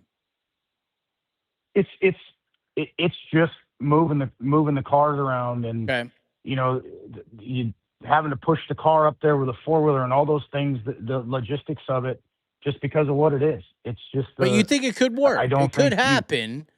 But you think it could end up being a shit show? Is what you're saying? Start a sprint car and start them on their own. It'd probably be awesome, but it just isn't going to work in that environment that way. How do you think the race would play out if it was premium cars, premium race? Do you think it would be a good race visually? It probably could be. Like I said, anything you put your mind to, I'm sure you can figure it out and make it work. So I don't know. I couldn't Would you speculate race how it? the racing would be. It all depends. 50,000 to win. He put $1 million cap on it. So I mean, I'm assuming the teams and drivers would pay decent. Obviously we do race. We do race for a living, so and there's a lot of races out there. So yeah, and the races are mainly 12 and 10,000 to win. I don't know that it's fair. I don't know that it's fair to say would you race it because it's not there. It's not a reality. So if you're asking me a hypothetical here, it's hypothetical. Yes, it's not. It's hypothetical. So okay. Well, I feel like I need to let you go. You got to get up. You got to go. You got to be at the Dome tomorrow. So, I thank you for your time. Interesting conversation. All right, Chaz. See you later. Alrighty. That was Donny Schatz. I didn't know that was going to happen. This is all we got. Boom Briggs. We got the family on. I don't know what I'm supposed to do next, except go to the dome. Oh my God. I feel like that's what we have to do. Anyways, ladies and gentlemen, subscribe to the channel. No super chats. That's fine. But I feel like we're going to the dome tomorrow. If we're live tomorrow at 5 p.m., it's because of the super chats, PayPal, Venmo links in the description. Oh my God. Keep the show rolling. Anyways, ladies and gentlemen, thanks for tuning in. It was a show. Can't say it was anything but that.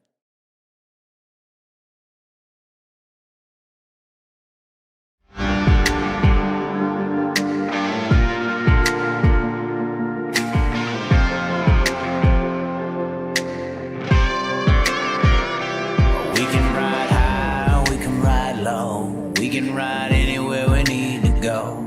We can ride all night up to the morning, as long as we make the show.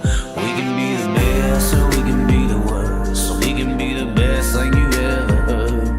With the motor singing and the grandstands ringing, it's hard to put it all in words. But this is how we ride, this is how we do. Riding mud, sliding up higher in the groove. Don't give a damn about the cash we're spending. With the time we got, we choose to play it on the go, to stay out on the run. We all high, wild, and handsome.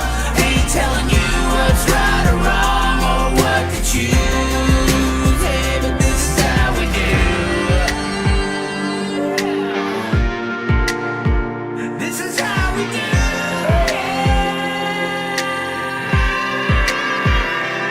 Out on the dirt ovals we play, life in the bright lights with no shade. So letting her go, letting her rip, letting her fly, tossing her in sideways, living the life, letting her ride, outside winning to die. Cross her up on the cushion, crossing the line, cause some drama and some bullshit they didn't like. And if they don't like the mood, then we're ready to fly. But this is how we ride, this is how we do.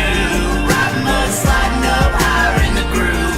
Don't give a damn about the cash we're spending. With the time we got, we choose to play it on the go, to stay out on the run.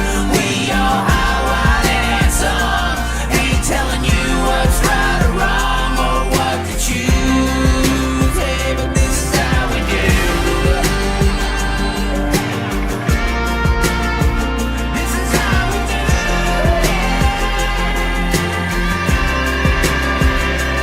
This is how we roll, this is how we do.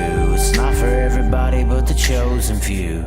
And we pray, cause we know that they might not ever come back. But this is how we ride, this is how we do. Riding mud, sliding up higher in the groove. Don't give a damn about the cash we're spending. With the time we got, we choose to play it on the go, to stay out on the run. We all high, wild, and handsome. Ain't telling you what's right or wrong or what to choose. Hey, but this is how we do. This is how we do.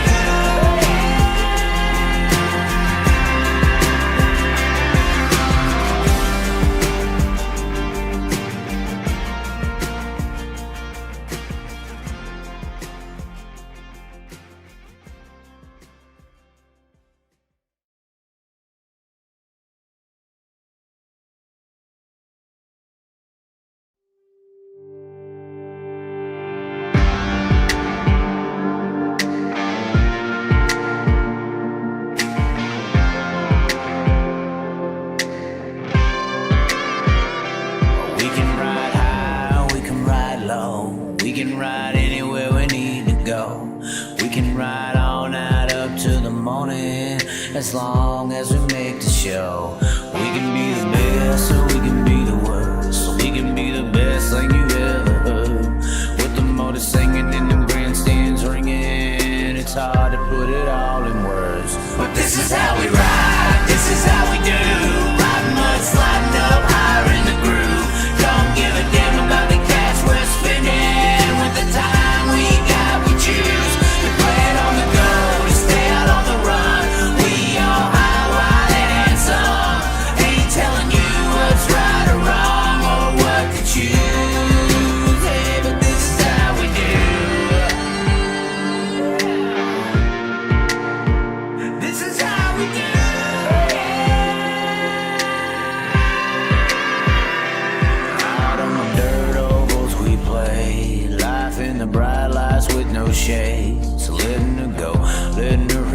letting her fly, tossing her in sideways, living the life, letting her ride, eyesight, winning to die, cross her up on the cushion, crossing the line, cause some drama and some bullshit they didn't like, and if they don't like the move, then we're ready to fly. But this is how we ride, this is how we do, riding mud, sliding up higher in the groove, don't give a damn about the cash we're spending, with the time we got we choose, to play it on the go, to stay out on the run, we all high, wide and handsome, ain't telling you what's right or wrong, or what to choose, hey, but this is how we do.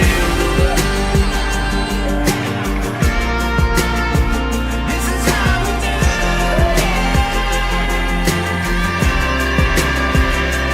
This is how we roll, this is how we do. It's not for everybody but the chosen few.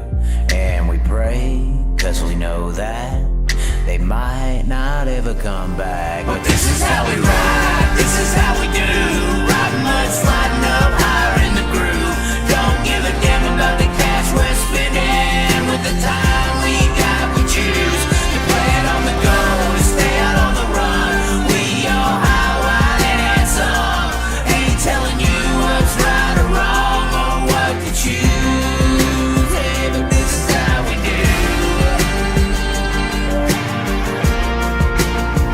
This is how we do.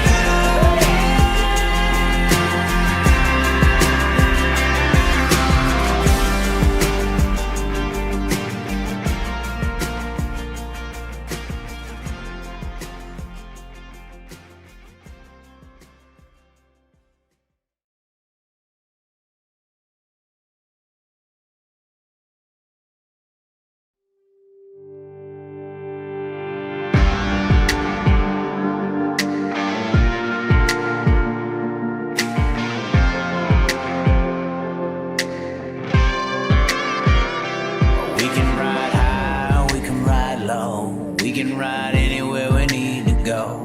We can ride all night up to the morning, as long as we make the show. We can be the best.